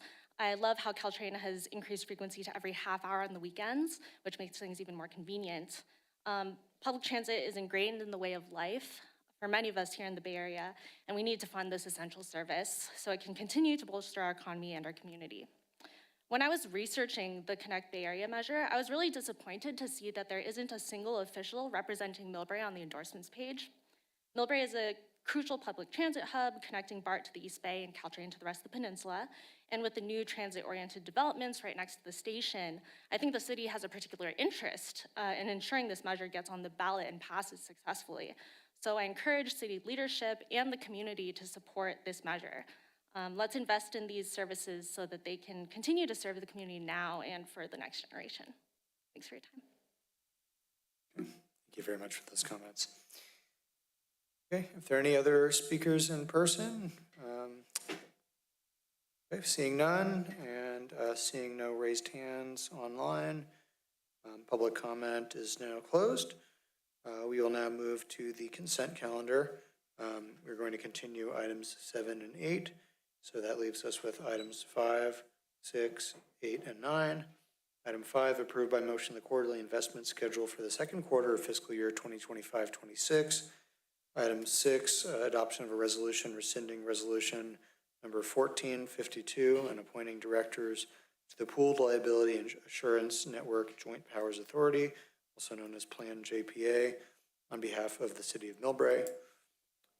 Item 9, adoption of a resolution accepting the Bayside Manor Park project as complete and authorizing the filing of a notice of completion with the San Mateo County Recorder's Office.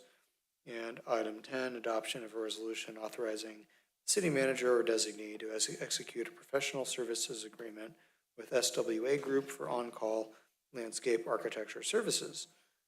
Would anybody like to pull any item from the consent calendar? Okay, seeing none, seeing no public comments, we can entertain a motion. Make a motion. Okay. Second. Okay. We have a motion from Vice Mayor Rinaldi, a second from Councilmember Nguyen. Can we have your votes, please? And I just want to double check. It is for 5, 6, and 9, 10, correct? 5, 6, 9, and 10, yes. Perfect, thank you. The motion to approve consent calendar items 5, 6, 9, and 10 is approved by a motion of 5-0. Okay, thank you. We'll now move on to new business item number 11, the adoption to adopt by resolution the 2026 Millbrae Emergency Operations Plan. We have with us the Emergency Services Coordinator, Bill Riley. Good evening, Mr. Mayor and members of the council. Tonight I ask you to adopt our 2026 Emergency Operations Plan. Our last adoption, this slide please. Our last adoption was written in 2000.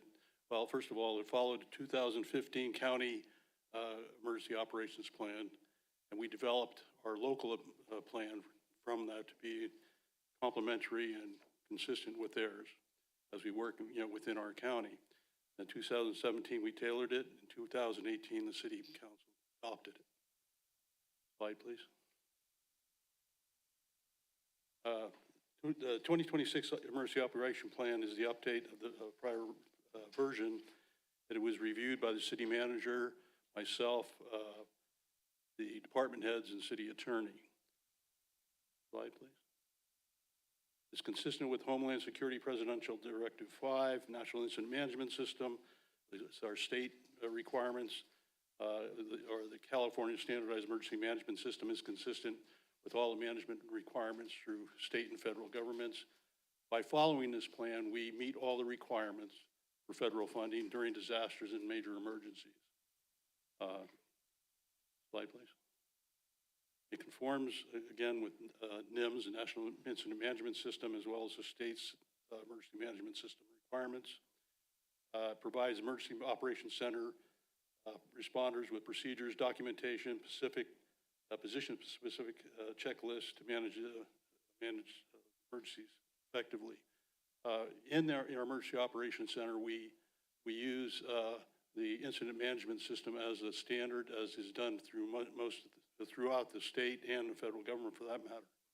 It includes supplemental components such as public information, hazard specific annexes, damage assessment, and recovery operations. All these things are mandated to be accomplished during disasters.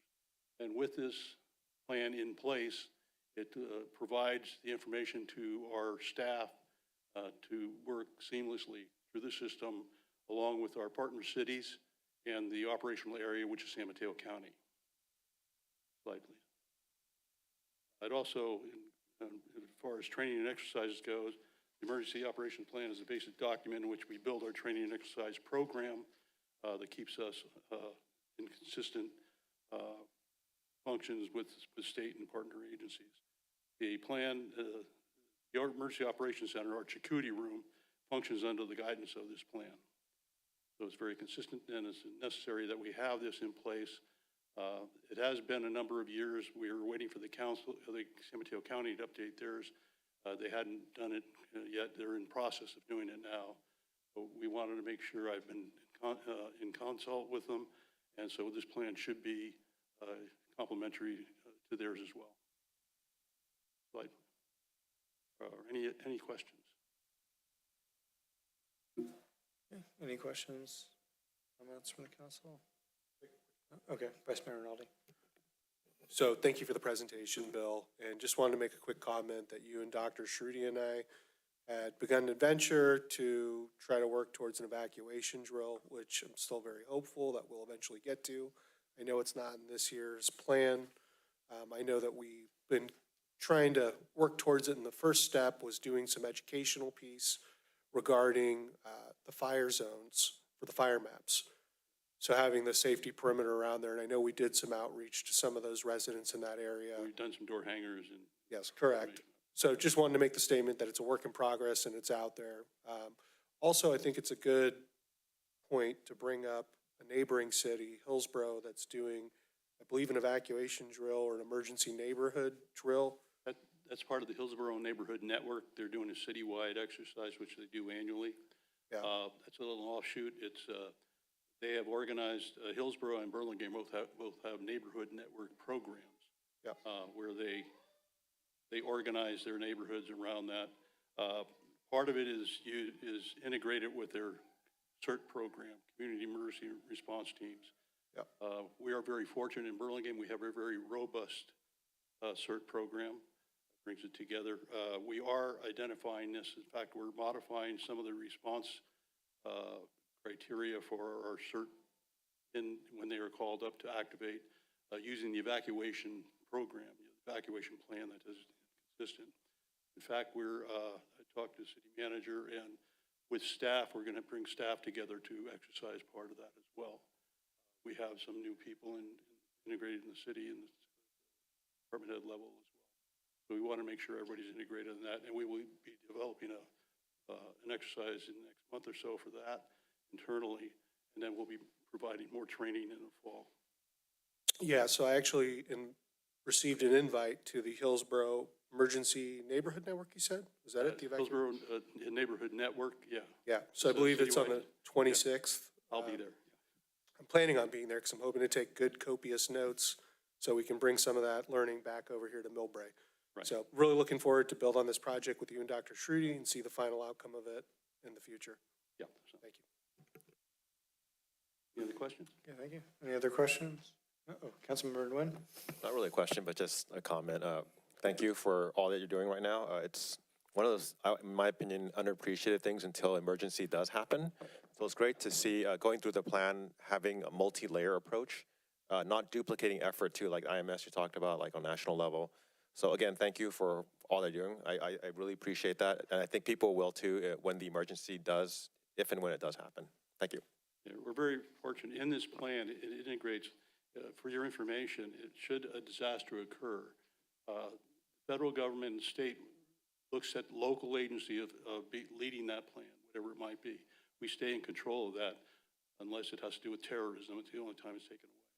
But the supporting documents that we use in the EOC with this plan work their way through the state and federal government, so it's seamless when we get our support.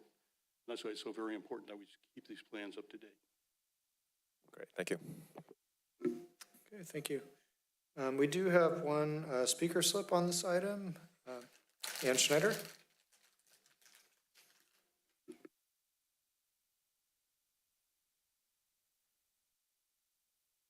Thank you, Mayor Council. Ann Schneider, Palm Avenue.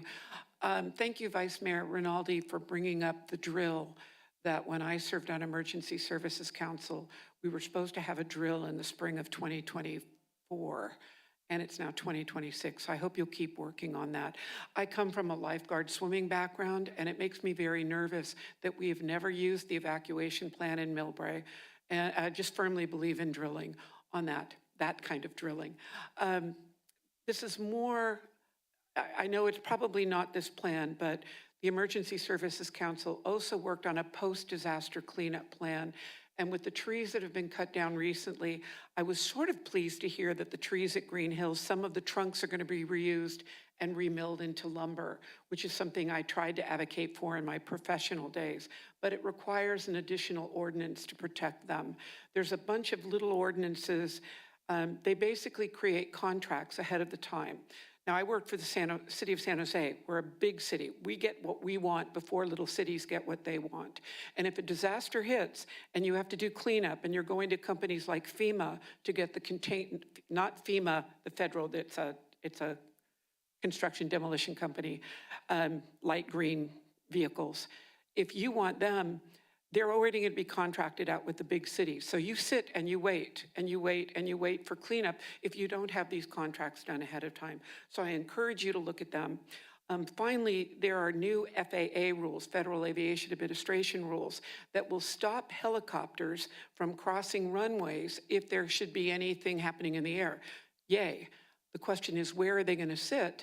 And then what problems might they develop? We've been so fortunate in Millbrae, we've never had a flying vehicle, and now that they're going to have flying taxis, we've never had them crash. But what plans do we have? And as I've said before, when we evacuate Millbrae, we're not just evacuating Millbrae. We're evacuating BART, we're evacuating SFO, depending on the type of disaster.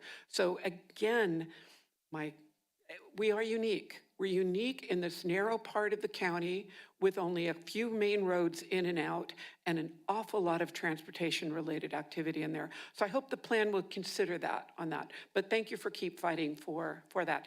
And a reuse of tree mini mills, I've got draft ordinances on it. So thank you. Okay, thank you. All right, seeing no other public speaker slips or raised hands, public comment on this item is closed. Do we have a motion to approve?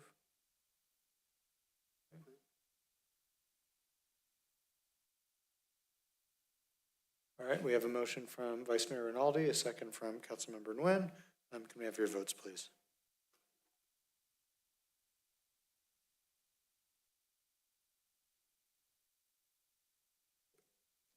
Item number 11 passed by a vote of 5-0. Okay, thank you. We will now move to item number 13. Oh, sorry, that was item 11, right? Yeah. Okay, we'll now move to item 12.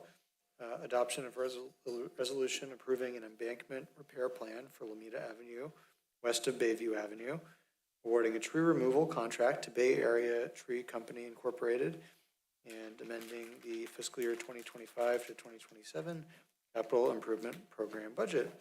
We have with us the Director of Public Works and Engineering, Fai Ali.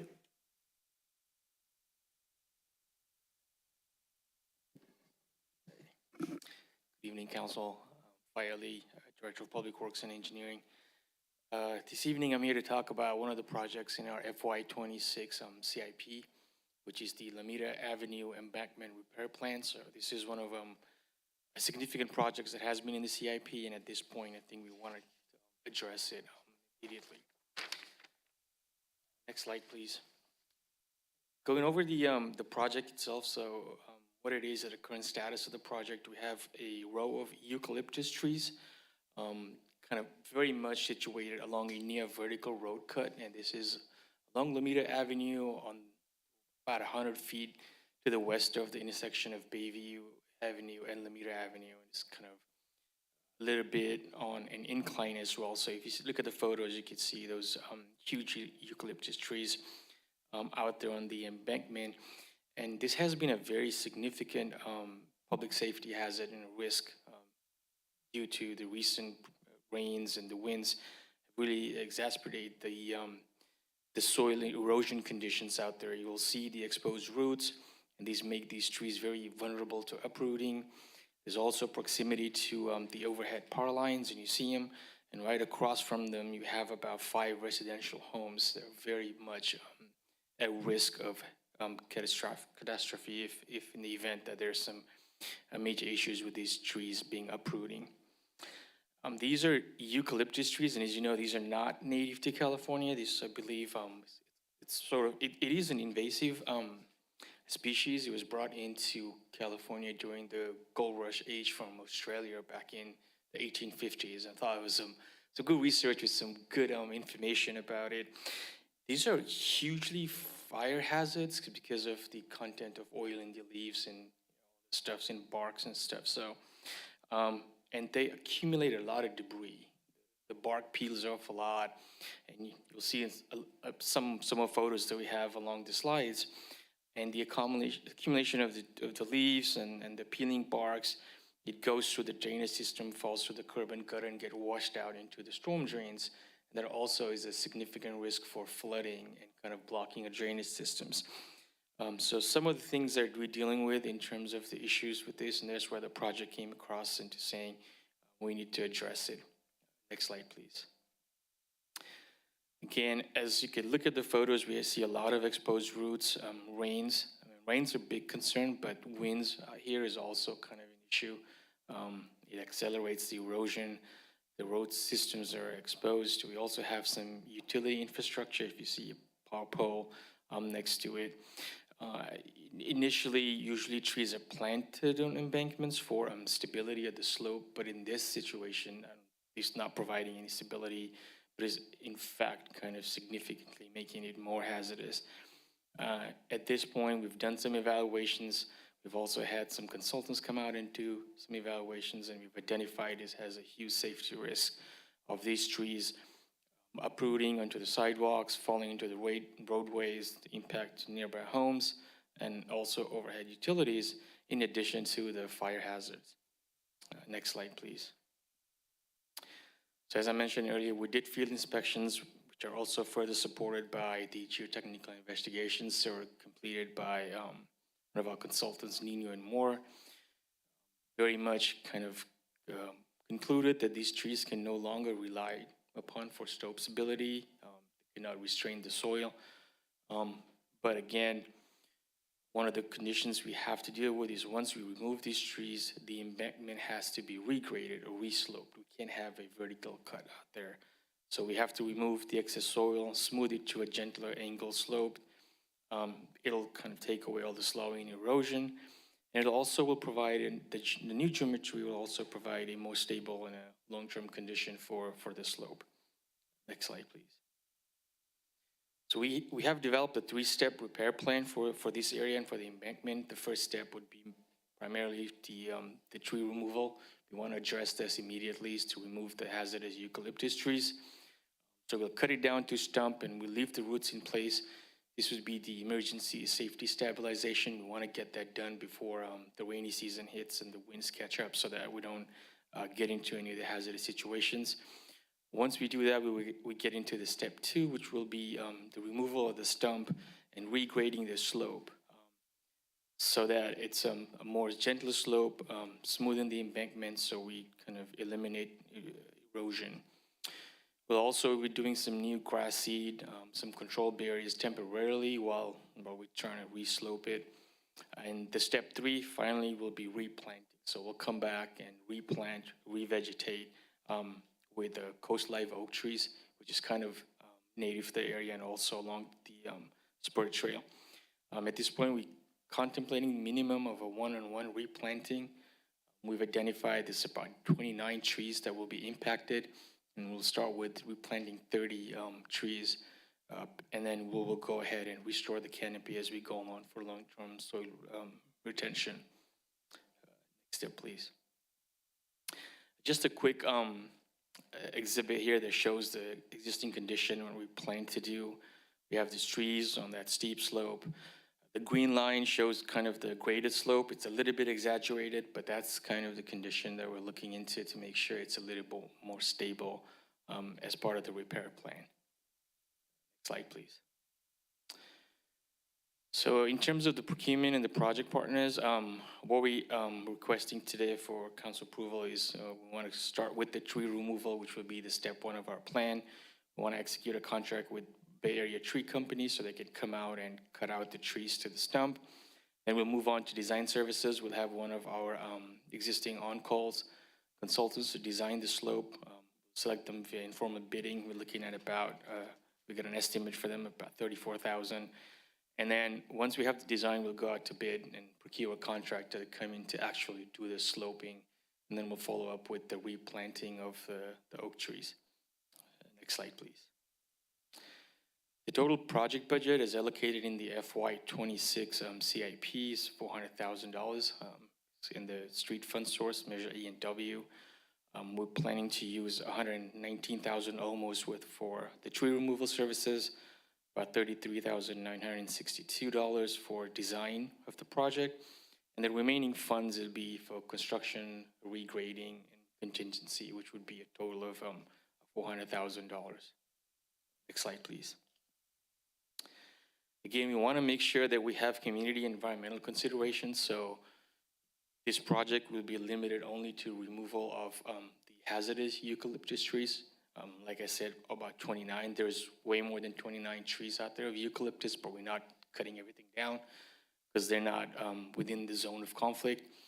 And then there's a huge replanting commitment from the city, including the project. So we'll replant with live oak, coast live oak, and also the slope will be revegetating with native species so that we have some long-term resiliency.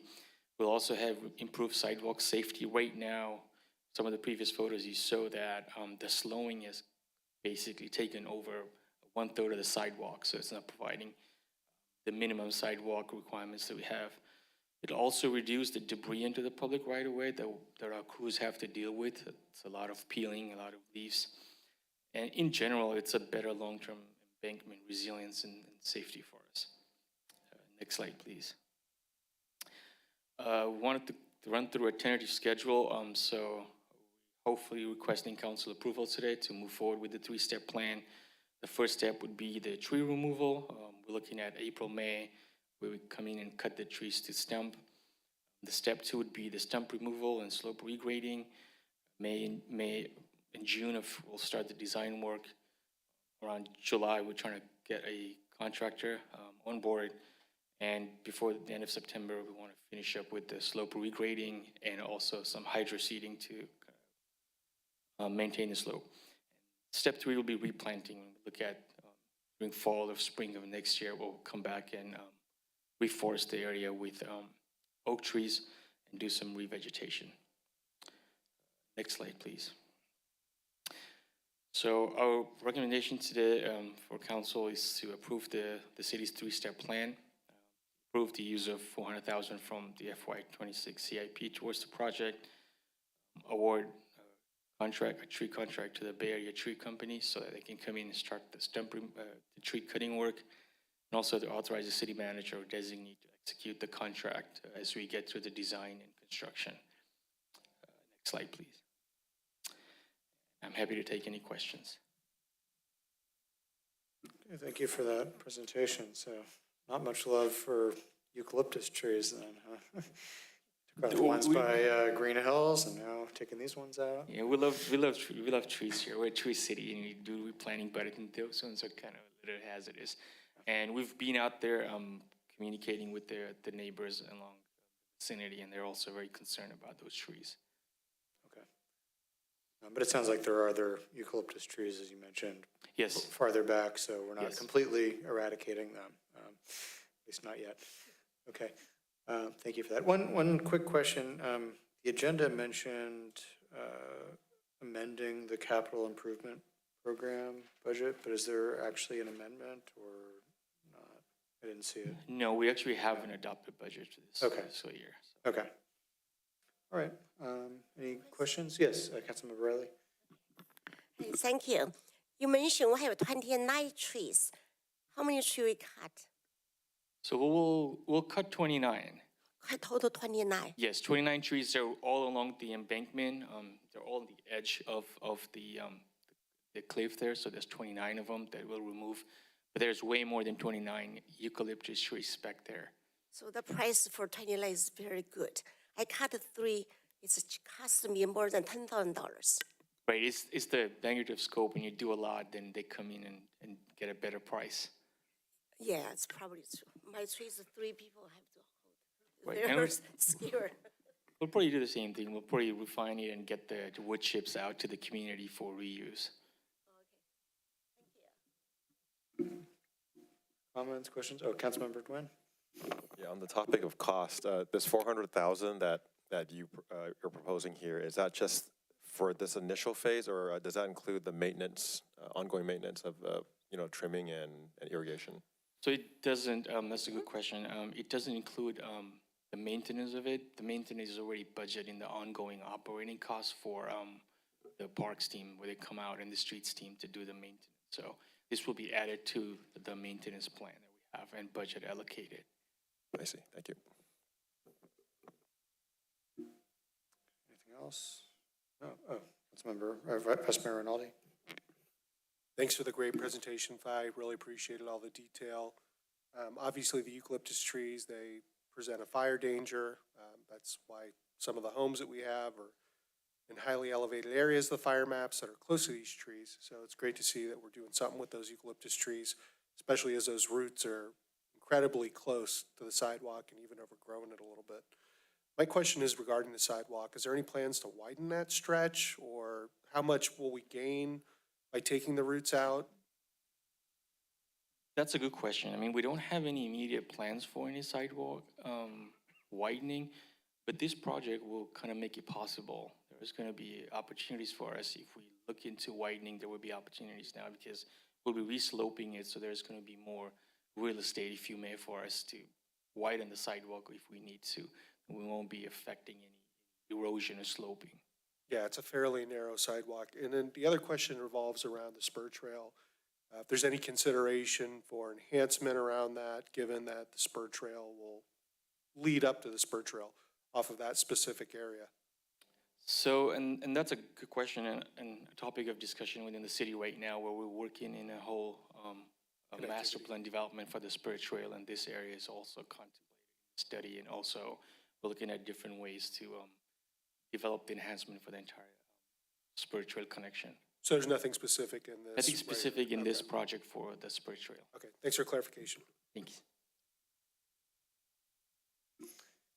Okay, with that, we can entertain a motion to approve.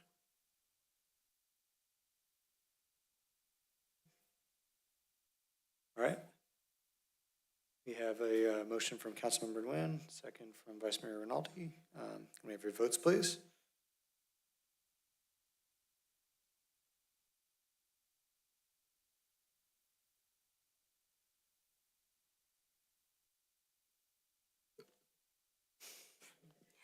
Item number 12, passed by a vote of 5-0. Okay, thank you. Thank you very much. All right, we will now move to item 13, adoption of a resolution submitting TDA grant applications for shared use Skyline Boulevard Trail Project and Lomita Spur Trail Project, and authorizing the city manager or his designee to execute grant agreements and any supporting documents. We have with us city engineer Ahmad Haya. Good evening, Honorable Mayor and council members. Ahmad Haya, city engineer and CIP manager, here to discuss two grant applications that we're working under the Transportation Development Act, also known as TDA. Next slide. On February 17, 2026, the City County Association of Governments of San Mateo, also known as CCAG, issued a call for projects under the fiscal year 2026 to 28 funding cycle for the TDA program. The grant program awards grants specifically for pedestrian and bicycle projects. There are two categories in the program: capital projects for construction and maintenance, as well as for planning projects, which is for comprehensive bicycle or pedestrian plans.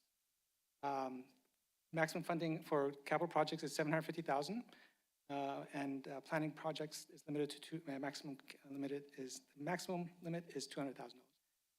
There is a limited funds for the whole grant program. There's about $3.9 million for capital projects and only $800,000 for planning projects. Next slide. So project sponsors are required to provide a 10% funding match. And so the project sponsors can be any of the city and counties of Mateo County. So there's at least 20 other applicants as well as their JPAs. Applicants can only apply for one grant in each category, and applications are due on April 16th. Next slide. One of the requirements for the grant program is that the city has to have a bicycle, pedestrian, or a transit plan.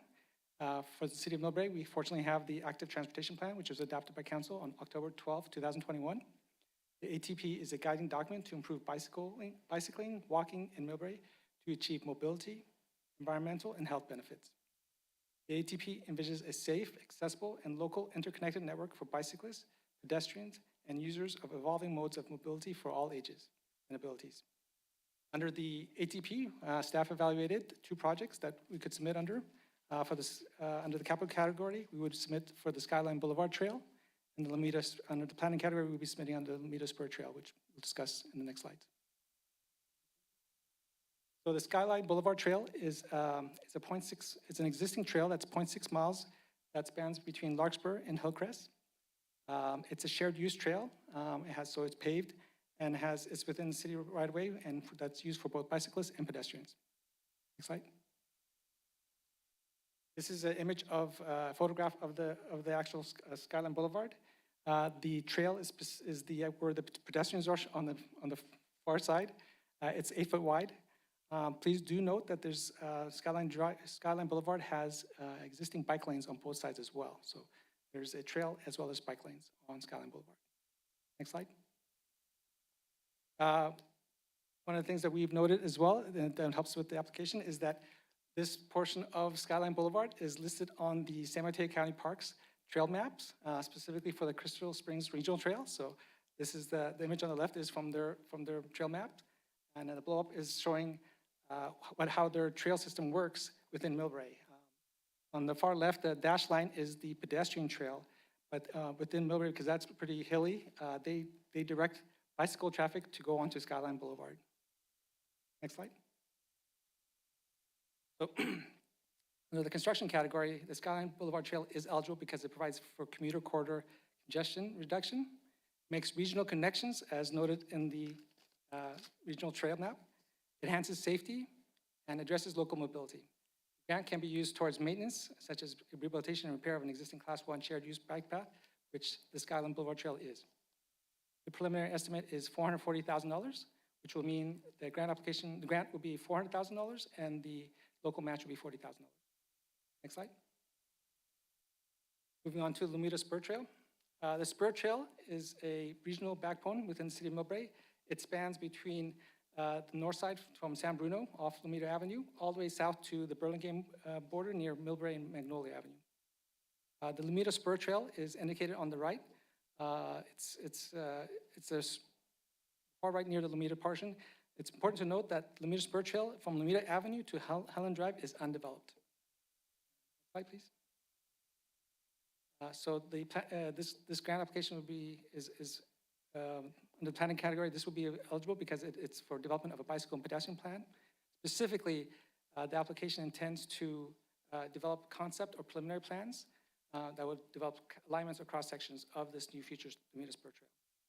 The preliminary estimate is $550,000, and the grant request will be $50,000 with the local match of $5,000. Next slide, please. So just to give you a quick overview of next steps and tentative schedule, after the council date, today's council date, we will be planning to submit on April 16th, which is the deadline at 5 p.m. CCAG has said that they will be reviewing this at their board on September 10th, 2026, and then with eventual approval by MTC in October 2026. The project performance period is between January 2027 and December 2028. Next slide. So staff recommends council adopt resolutions to submit grant applications and authorize the city manager or his designee to execute grant agreements and any supporting documents for the 1, shared use Skyline Boulevard Trail, and 2, for the Lomita Spur Trail. Next slide. With that, I'm happy to take any of your questions. Thank you very much for that presentation. Any questions from the council? Okay, yes, Vice Mayor Rinaldi. Just a quick comment. Thanks for the presentation. Thanks for, clarifying the Lomita portion of the Spur Trail. I think the Spur Trail is one of the greatest assets in Millbrae that's kind of underutilized. It's kind of a big secret. It'd be great to see that to get developed out at some point and see the general public really getting the benefit of it and the use, as well as generating some people and interest from outside of town to come use it as well. One comment just on the TDA grant funding is if we could perhaps in the future, with any kind of safe routes to school or any other programs or plans that we have, if we could try to fit that in at some point. I know safe routes to school, I just met with them today. It'd be really great if we have some enhancements to the public safety around some of the schools. I know we do a good job already, but there's always, improvements that we could be making. So that's it. Thanks. I just had a couple quick questions on the Skyline portion. So you mentioned how there's already the trail. It's basically a sidewalk, and then there are 2 bike lanes on either side of the roadway. Would the idea then be to maybe widen the trail portion and take out the bike lanes to consolidate it, or do you have any? That would take a little more effort because there is some drainage and other things to be considered. So this is meant specifically to maintain the asphalt that's deteriorating. There is some some cracking, so that's the intent of this. Okay. But yes. And then for the Lomita Spur Trail, that's there are some rough grading areas, some steep portions of that. So I think the way that I would obviously I think we do need to do something to develop that and hopefully connect it to the other portions of the Spur Trail. It is a great asset, but I see that portion of it as more of like a hiking trail, more so than a multi-use, paved, bike pedestrian type trail. I don't know if you have any thoughts at this time as to how that would be done. Yeah, similar to the previous item on agenda in this area, there are some steep slopes, and so one of this was part of this grant application. We can have cross sections to have a better understanding. Can this be accessed? How is the best way? Is this meant to be hiking, or can it really be used as a regional backbone to provide pedestrian bicycle connectivity from edge to edge of the city? Okay. Yeah, I think most important is to make that connection and get it behind the golf course and connect it to the other portion. I think around Helen Drive is where that would be. So excited to see that hopefully come to fruition in the near future. Okay. Any other comments, questions? Oh, Councilmember Nguyen. Yeah, questions around the Skyline Boulevard Trail. My understanding is that it's $440,000 for that 0.6 mile stretch. Do we have like the projected maintenance cost? Because my understanding there's grants, right? But do we have grants for maintaining it, or is it just for the? This grant specifically allows for maintenance. It doesn't have to be for brand new construction of a capital project. So this to encourage people to bike and walk in communities. And so this is one of the few grants that allows for maintenance, and we wanted to take advantage of that. Okay, great, thank you.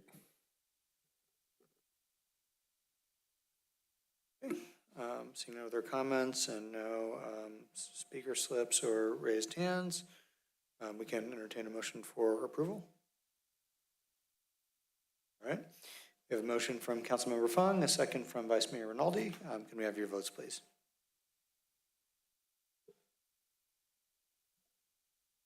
Item number 13 passed by a vote of 5-0. Okay, great. And now moving on to item 14. This is to receive an information report on the Millbrae Street Tree and Reforestation Program. We have with us Senior Environmental Programs Manager, Andrea Papajohn. Thank you, Mayor and Council members. Andrea Papajohn, City of Millbrae.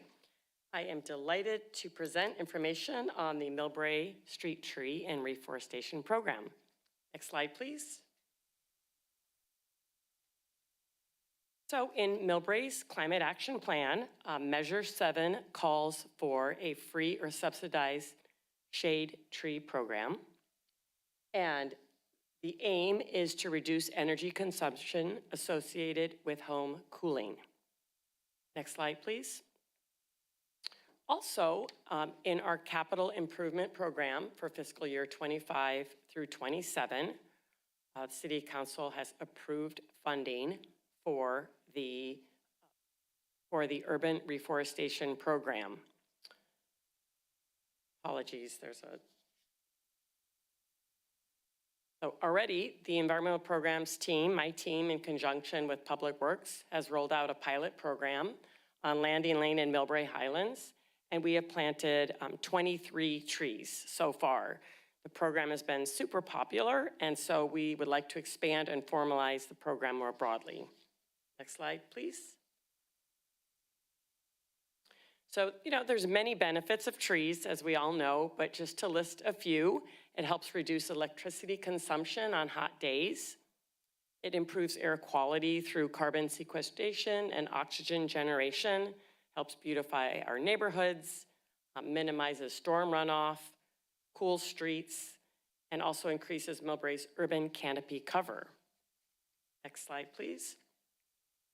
And so upon some of our research for this program, we looked at the USDA Forest Service for the canopy cover, urban canopy cover in Millbrae. And you'll see on the legend on the left, the bottom box, if you look at the very bottom, less than 7% is kind of the really light green, almost white shade. And that is actually in some areas of Millbrae, as you can see on the map. And then it goes up to about 20% urban canopy cover in Millbrae. And from the diagram on the right, the urban canopy cover by jurisdiction, the average is about 20%, and Millbrae is about 18%. So we're a little lower than the average. So there is definitely some incentive to want to plant more trees. Next slide, please. The proposed program would kind of divide the city into two zones, and I'll explain the reason for the two zones. It'll help us determine the type of tree and the service depending on the zone that you live in. Next slide, please. So in the map on the right, you can see zone 1 is in blue, and zone one is like the northern region of Millbrae.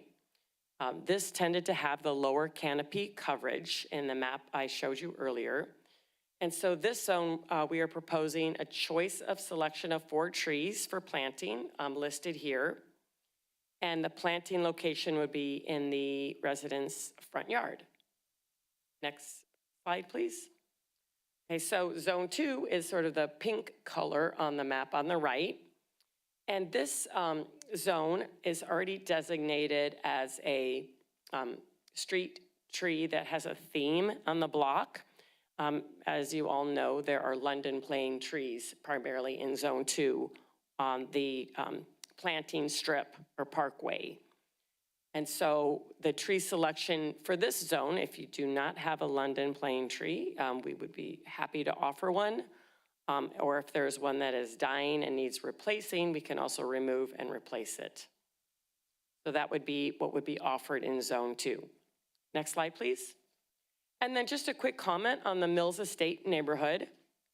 As you can see in the map, that's not in either of the zones. We have noted that there's been a lot of community engagement efforts and feedback sessions, that there's a general concern for tree planting within Mills Estates. So we're not gonna do a lot of direct outreach to Mills Estates, but if someone applies from that area, we would absolutely review their application. And they would be eligible through the Zone 1 program since it's not a designated block for a theme tree. Next slide, please. So these are the varieties of trees for the program. For the Zone 1, we have the 4 on the left, and then Zone 2 is the London plane. Next slide, please. Now considering the planting scenarios, what we envision, again, is having them all kind of lined up in a row. So as you drive down, you could see, all the trees in for everyone to enjoy. So they won't be, planted in backyards or side of the house. So the scenarios we have here, let's go to Zone 2 first on the right. So if there's a planting strip, the tree would be planted in that planting strip. And for Zone 1, there typically are not planting strips, but there might be a sidewalk. So the tree would be planted 5 feet back from the sidewalk. And if there's no sidewalk, it would be planted 5 feet back from the curb. So there'll be a lot of consistency in where the trees are planted. We feel like this will also minimize, it'll simplify the process, and I think will create a really beautiful canopy on each of the streets. Next slide, please. We also have some requirements in our application, and so these are a few of the key ones.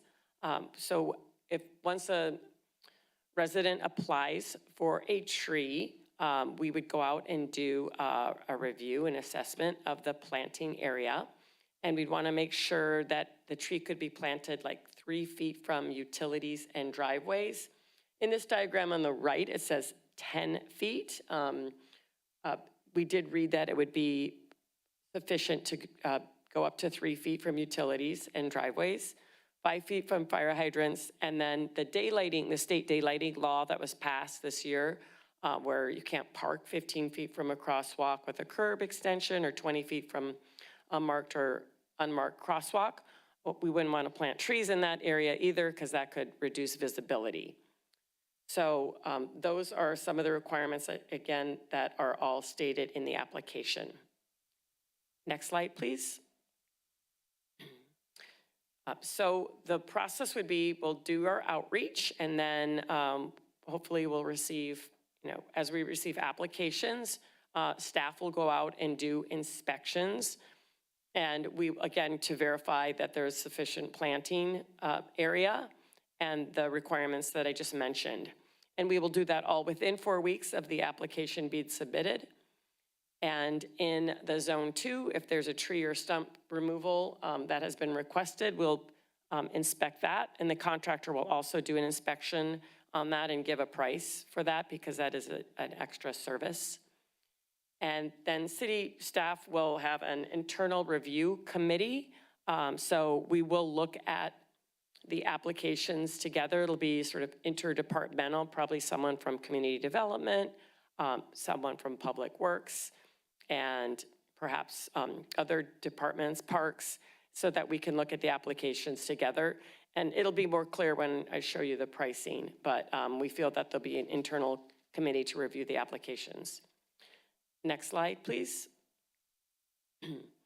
And so for Zone 2, we will consider if someone would like to move a dead London plane or it's likely to spread disease. We would like to expedite that for the residents so that then we can replace it with a new 24-inch box London plane. And when the applicant sends in their applies, this would trigger a review from the city, so the public works right-of-way and the community development tree removal permits, permit fees would be waived, so there would be no cost to the resident. Next slide, please. So what we ask in return for providing these trees to the residents is that they care and maintain the trees. They will need to sign that as, an obligation with the application. We also ask that they mark their underground utilities prior to the inspection. Our contractor will also call 811 and ensure that it's safe to dig there. And they need to certify they're the homeowner or have consent from the homeowner. Next slide, please. Okay, so we have used EC Tree Service for planting of some of the earlier trees that were planted late last year. And so we can amend the contract with them. The contractor will be responsible for all the planting and the removal. And as I mentioned, they'll check the site to make sure they can dig and check underground utilities. And then city staff will conduct the address inspection and initiate any permits, waive any fees, and purchase and provide all the planting materials and the trees. Next slide, please. Okay, so our contractor EC Tree Service gave us this sort of general idea of costs, and if there is a tree removal, they will go out and give an estimate. Now, we will obviously be very fiscally prudent. We are not going to spend on the high end of a tree removal, and that's why we also want to have an internal committee, because we want to look at what is really reasonable on what we feel we should spend if there is a tree or a stump that needs grinding. Next slide, please. So our outreach, we intend to send a postcard similar to the one here on the right. We'll also do social media, perhaps post on Nextdoor, and we hope to start that soon after this meeting. We're getting everything ready. Next slide, please. And so once an application is submitted, wait, let me step back. Once they receive the postcard, they can go on the website. There's a QR code on the postcard. And we have an address lookup, just so people can see which zone they're in. One of my teammates created this, and it's pretty slick. You can put your address in, or just even choose your current location, and it'll show you which zone you're in, and then it'll take you to one of two applications, either with the options for the trees or the tree removal and the London plane. Next slide, please. And so here's a quick snapshot of the application. And so as you can see in the disclaimer, there are some things that I mentioned earlier. And then in the terms and conditions, we ask that's where we state where the applicant needs to take responsibility and care for the tree. Next slide, please. And so just the fiscal impact, as I mentioned, it's already been approved in the CIP. And for fiscal year 25-26, there's $250,000. So we could conceivably plant up to 200 trees depending on removals.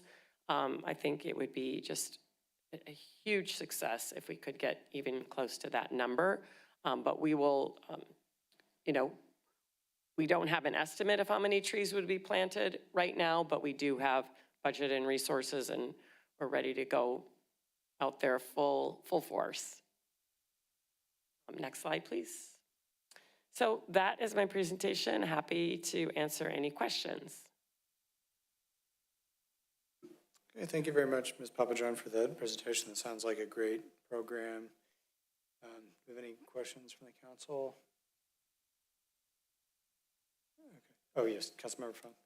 Could you elaborate a little bit more why Mills Estate was excluded from it? I'm glad you asked. Yeah. Yes. Very yes. nice to, would be nice to tell the entire district of the city. So we're not excluding Mills Estates. We're not just doing a lot of direct outreach. So the program originated mainly because of the lower urban canopy cover, and that was in more the northern part in some of those neighborhoods. And then we decided to expand it for the themed street tree blocks with the London planes, because several of them are dying. But, you know, we just wanted to be sensitive to maybe that neighborhood that when we had some community meetings, and we just want to be sensitive to neighborhoods if, you know, I if can it add a hits little their bit. street line, yeah. The thing that Thank you. really came out is people in that neighborhood wanted to protect their views. And so they did not want trees to grow up and that haven't been there before that would jeopardize their view. So that's really how that came about. So that's why we include them, and it'll be, you know, kind of property by property to determine what type of tree, what type of species, and kind of get a feel for not only the property owner, but the surrounding neighbors, so we don't have a mature tree that blocks their view and then becomes a problem in the future. I'm under the assumption that some of the trees that we're selecting are not going to be, the type that is not likely to be overgrown. Yeah, 25 feet. Yeah. And they won't hit utility lines, and yes. There you go. So I would actually think that that's an improvement compared to some of the trees do currently block the views on some of the homes up there. So I actually see that as an opportunity to even enhance that. Obviously, I understand how some of these could be case-by-case basis, but I do believe, first of all, you know, if we have a program that's city-funded, it need to be equitably distributed throughout the entire city. I think that's a general rule. Second, I do believe that there's opportunity to clean up some of those trees that are in fact problematic. So I would encourage us to look a little deeper into, you know, that policy and to make sure that this is an opportunity for everyone rather than, you know, I understand the concern. It's well intended. I just want to make sure that we're looking at it through you know, the proper lenses when we look at this. So, but, you know, thank you for bringing this program forward. Yeah, thank you for your feedback. Appreciate it. And I think that's a good point. Just to clarify a little bit more, we're not excluding anyone, but we're walking right now. Hopefully we run, and we do get, because of the species of tree that you just identified, a lot of requests, and people get used to it. So instead of going in, you know, jumping in with both feet, we're kind of working with the neighborhood there, so. Other comments or questions? Oh, Councilmember Riley? Hey, thank you for the presentation. You mentioned there's a fee waiver just for permit, right? If someone have a died tree and want to remove then they have to pay for the remove of the tree. Only the permit is a waiver, huh? Correct. So in the cases where the tree is dying or diseased, we will remove it in order to replace it with another tree. You mean we will? That's sorry to interrupt. That's our cost, city cost in terms. Oh, okay. So we will remove it. Okay, I will share with our neighbors. Thank you. Great. Sure. Sorry, just to clarify, these are trees that are in the front yard that creates a street tree canopy. So if this is a tree in somebody's side yard or backyard, this program doesn't apply to that. Only from the yard. Only the front yard to create a street tree canopy. Any other questions?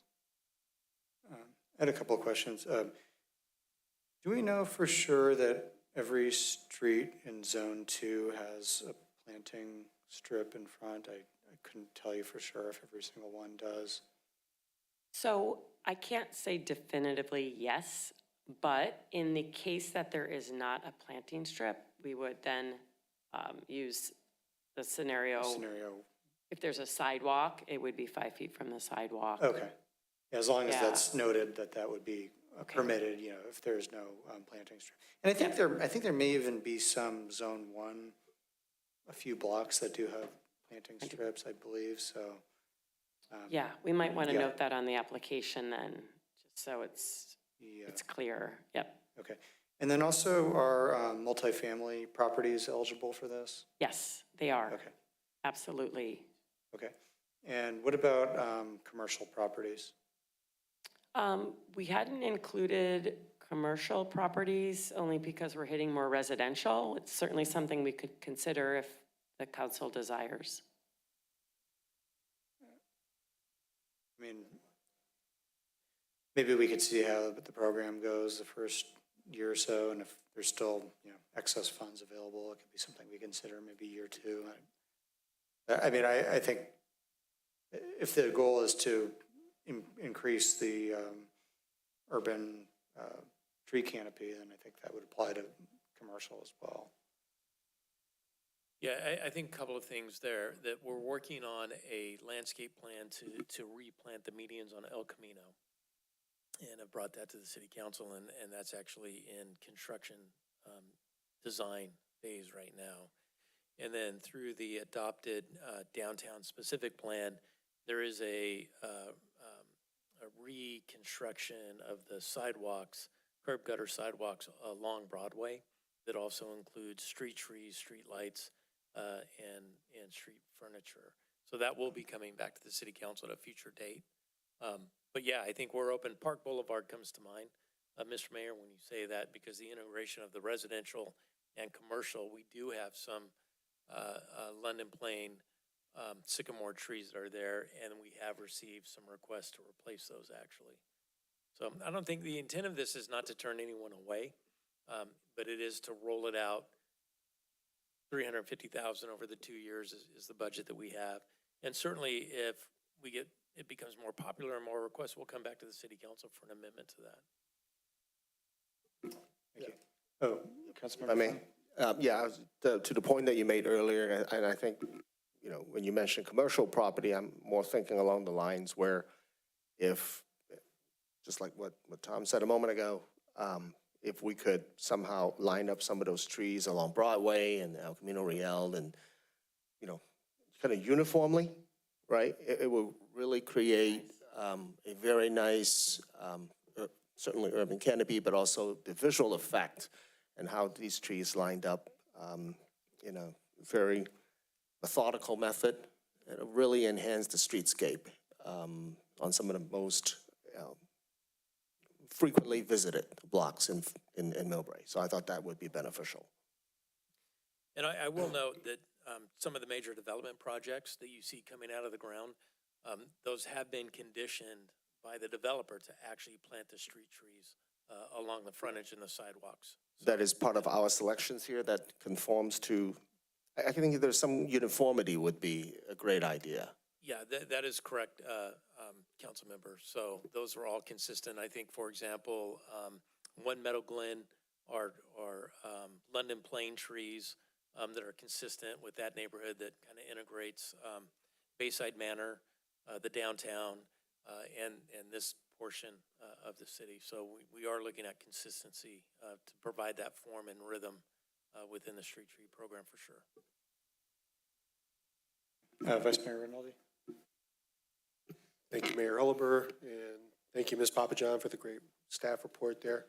I have a question in regards to the species of plants as it relates to sidewalks. Having a plant in front of a house that I own, I know I've had to repair the sidewalk before because it lifted the pad. And I'm curious to know if that's a problem with these species, if that's been thought through. Yes, it has been thought through. And thank you for your question. I didn't emphasize that each tree would be planted with a root barrier, and they will be planted, again, 5 feet from the sidewalk. And so that would really minimize any risk to the sidewalks. Yeah, fantastic. For our arborist and our landscape architects, we've run these trees by them. Yeah, fantastic. I think there's two really great points to this project. One's the environmental aspect of putting more trees out there, more shade. I think that's a great idea. Plus, also the other aspect is the beautification. Usually neighborhoods that have some type of uniformity raises property values as well. So it's an inherent benefit to the homeowners here, property owners. Last thing I was going to say about this whole program is I think it's wise from the city staff's perspective that they're rolling it out, not running it out. So that way we can make adjustments as we go along and see where needs are. So thank you. Mayor, may I make one more comment, Sure. please? It's a minor, well, it's not a minor comment, but it's a slightly off on a tangent that I did speak with Fire Chief Pucci. And as you know, CAL FIRE has released their fire hazard security zones. And so to the extent that one of the homes that applies for a tree is in a very high fire severity zone, we would call on the fire marshal, Patty, to just look at it to make sure it could be planted in the front. My understanding is the language hasn't all come out yet on like the 0 to 5 zone and what can be planted. But what we don't want to do is plant something and then be told by CAL FIRE that we need to take it down. So we will probably include the fire marshal in some of our review. I just wanted you to know that the fire chief and I talked. Yeah, just a real quick comment on that. As far as the fire maps go, if we could try to make sure that we're not increasing the fire danger zone or fire severity levels of any of those areas with this program, I think that's very helpful. Okay, well, thank you very much for that. We do have a speaker slip for this. Ann Schneider. Thank you.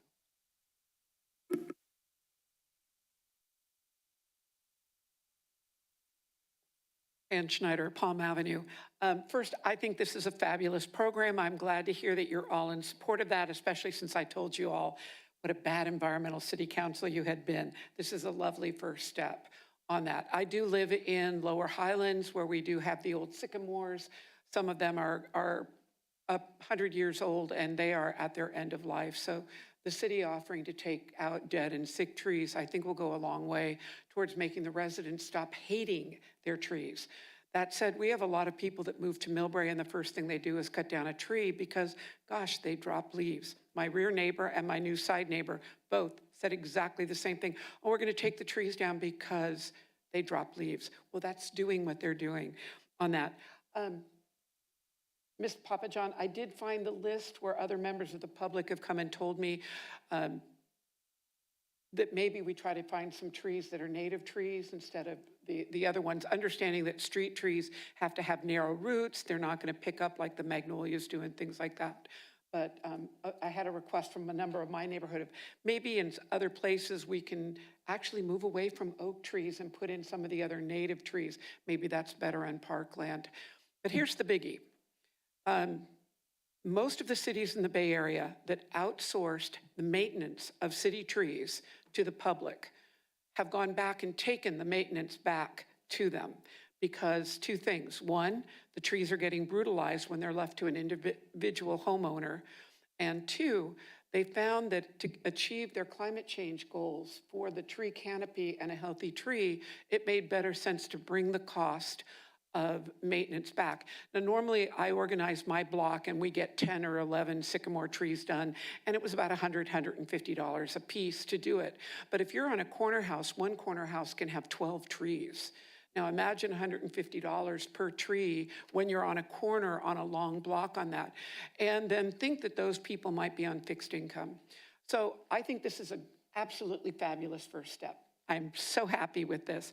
But I think the second step, and the Community Enhancement Committee had been talking about this, of asking them to come back with a report that says how many cities have brought maintenance back, what are the reasons for it, how is it funded, can it be covered under the Tree City $2 per capita for the maintenance of these existing city trees and get conformity back on that, that's where the Bay Area is going because the trees are so important for climate resiliency, for keeping the heat down in a city on that. And a comment on two neighborhoods. I grew up in Meadows. Every house in Meadows had a flowering plum tree. In the springtime, it was gorgeous. Now the fruit trees get senile pretty quick. Almost all of them are gone.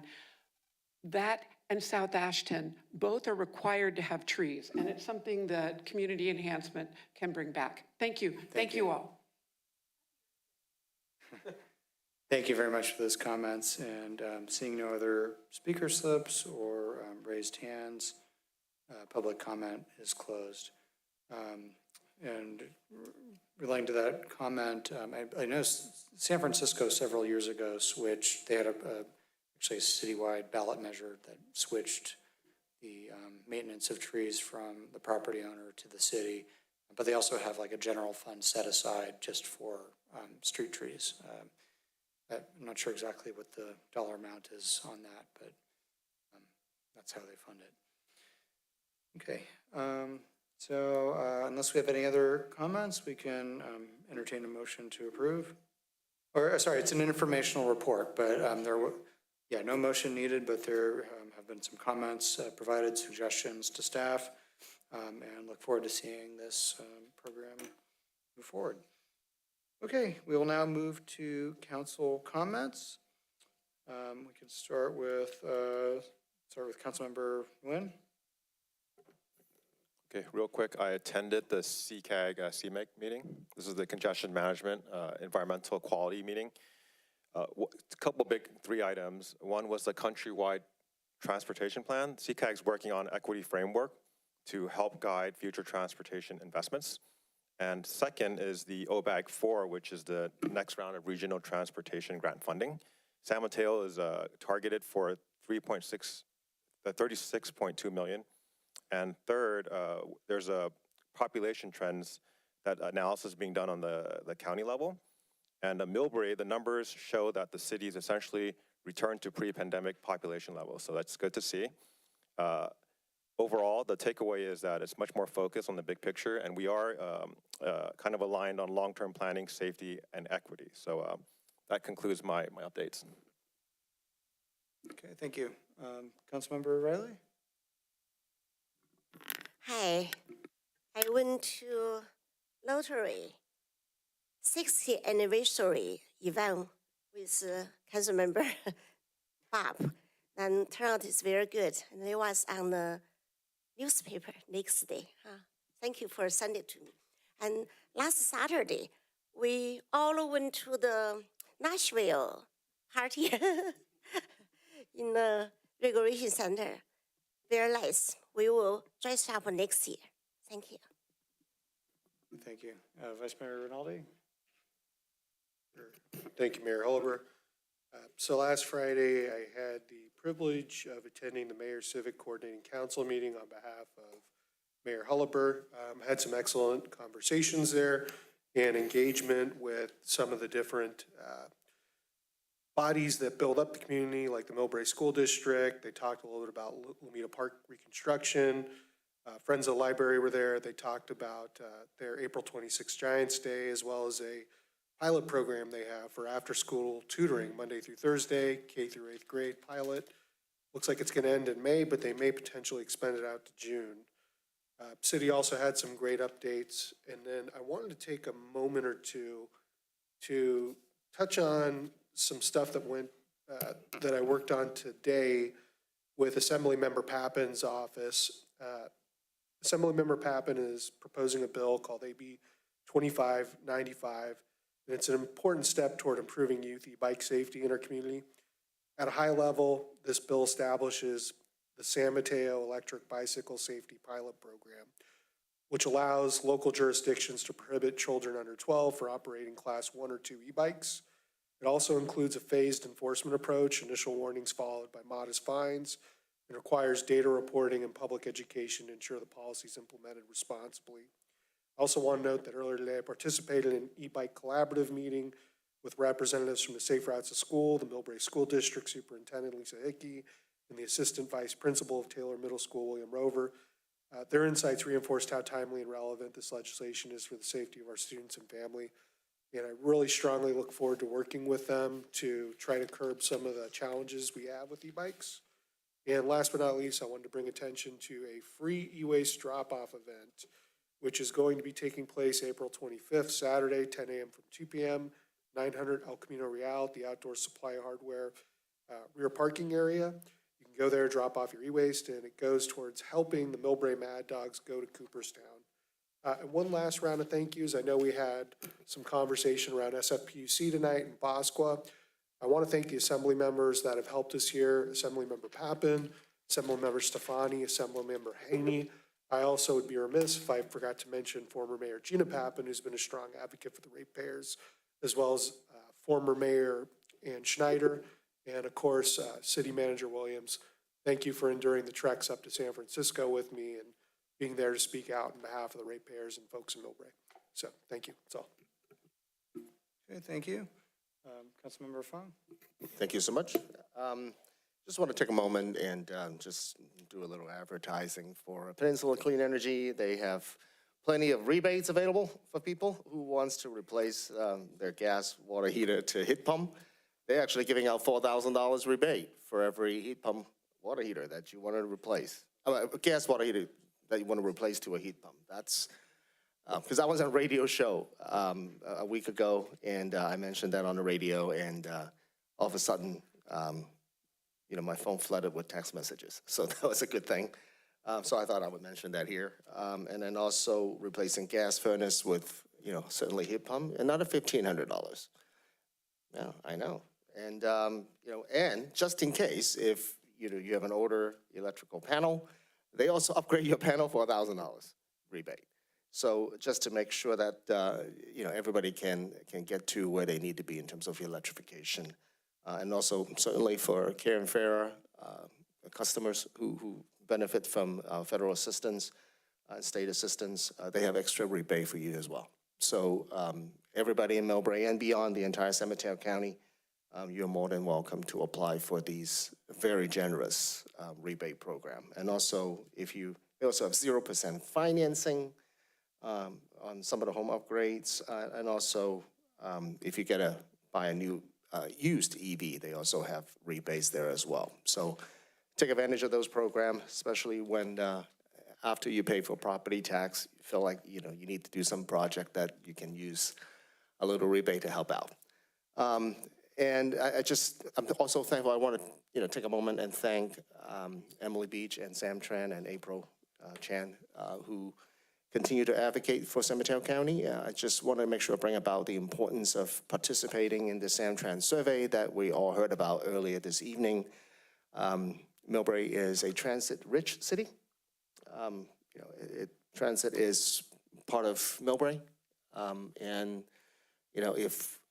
if the voter chooses to pass SB 63, which is a voter's decision, is not a decision that any one of us on the dais can make, then I want to make sure that Millbrae, gets every opportunity to be a part of this beneficiary of these resources so that we could better enhance our transit to make sure that it works for everyone.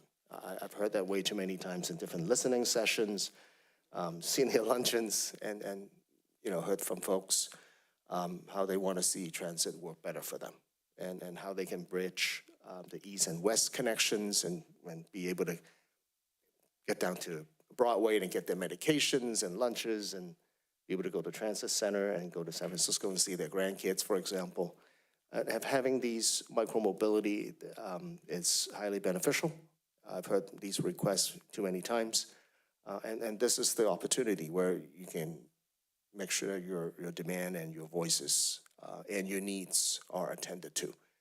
Participate in this survey. There's also a QR code in there, so scan that and make sure you have your wish list on the radar of the SamTrans board.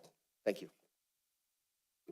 Thank you. I don't have much to report other than actually to follow up on the comment about SamTrans and the presentation today. We hosted the Council of Cities dinner in March. I believe it was March 27th, approximately. And we hosted that at the Residence Inn here in Millbrae, and also visited the new SamTrans, soon-to-be SamTrans headquarters at the Gateway Project. So I wanted to thank our city staff for helping to put that together, did a lot of hard work organizing the event, as well as April Chan from SamTrans, and also Jacob Pillay, the general manager of the Residence Inn, who hosted us that evening. So with that, we will adjourn. And our next council meeting will be in 2 weeks, April 28th. See you all then. Thank you. Have a good night.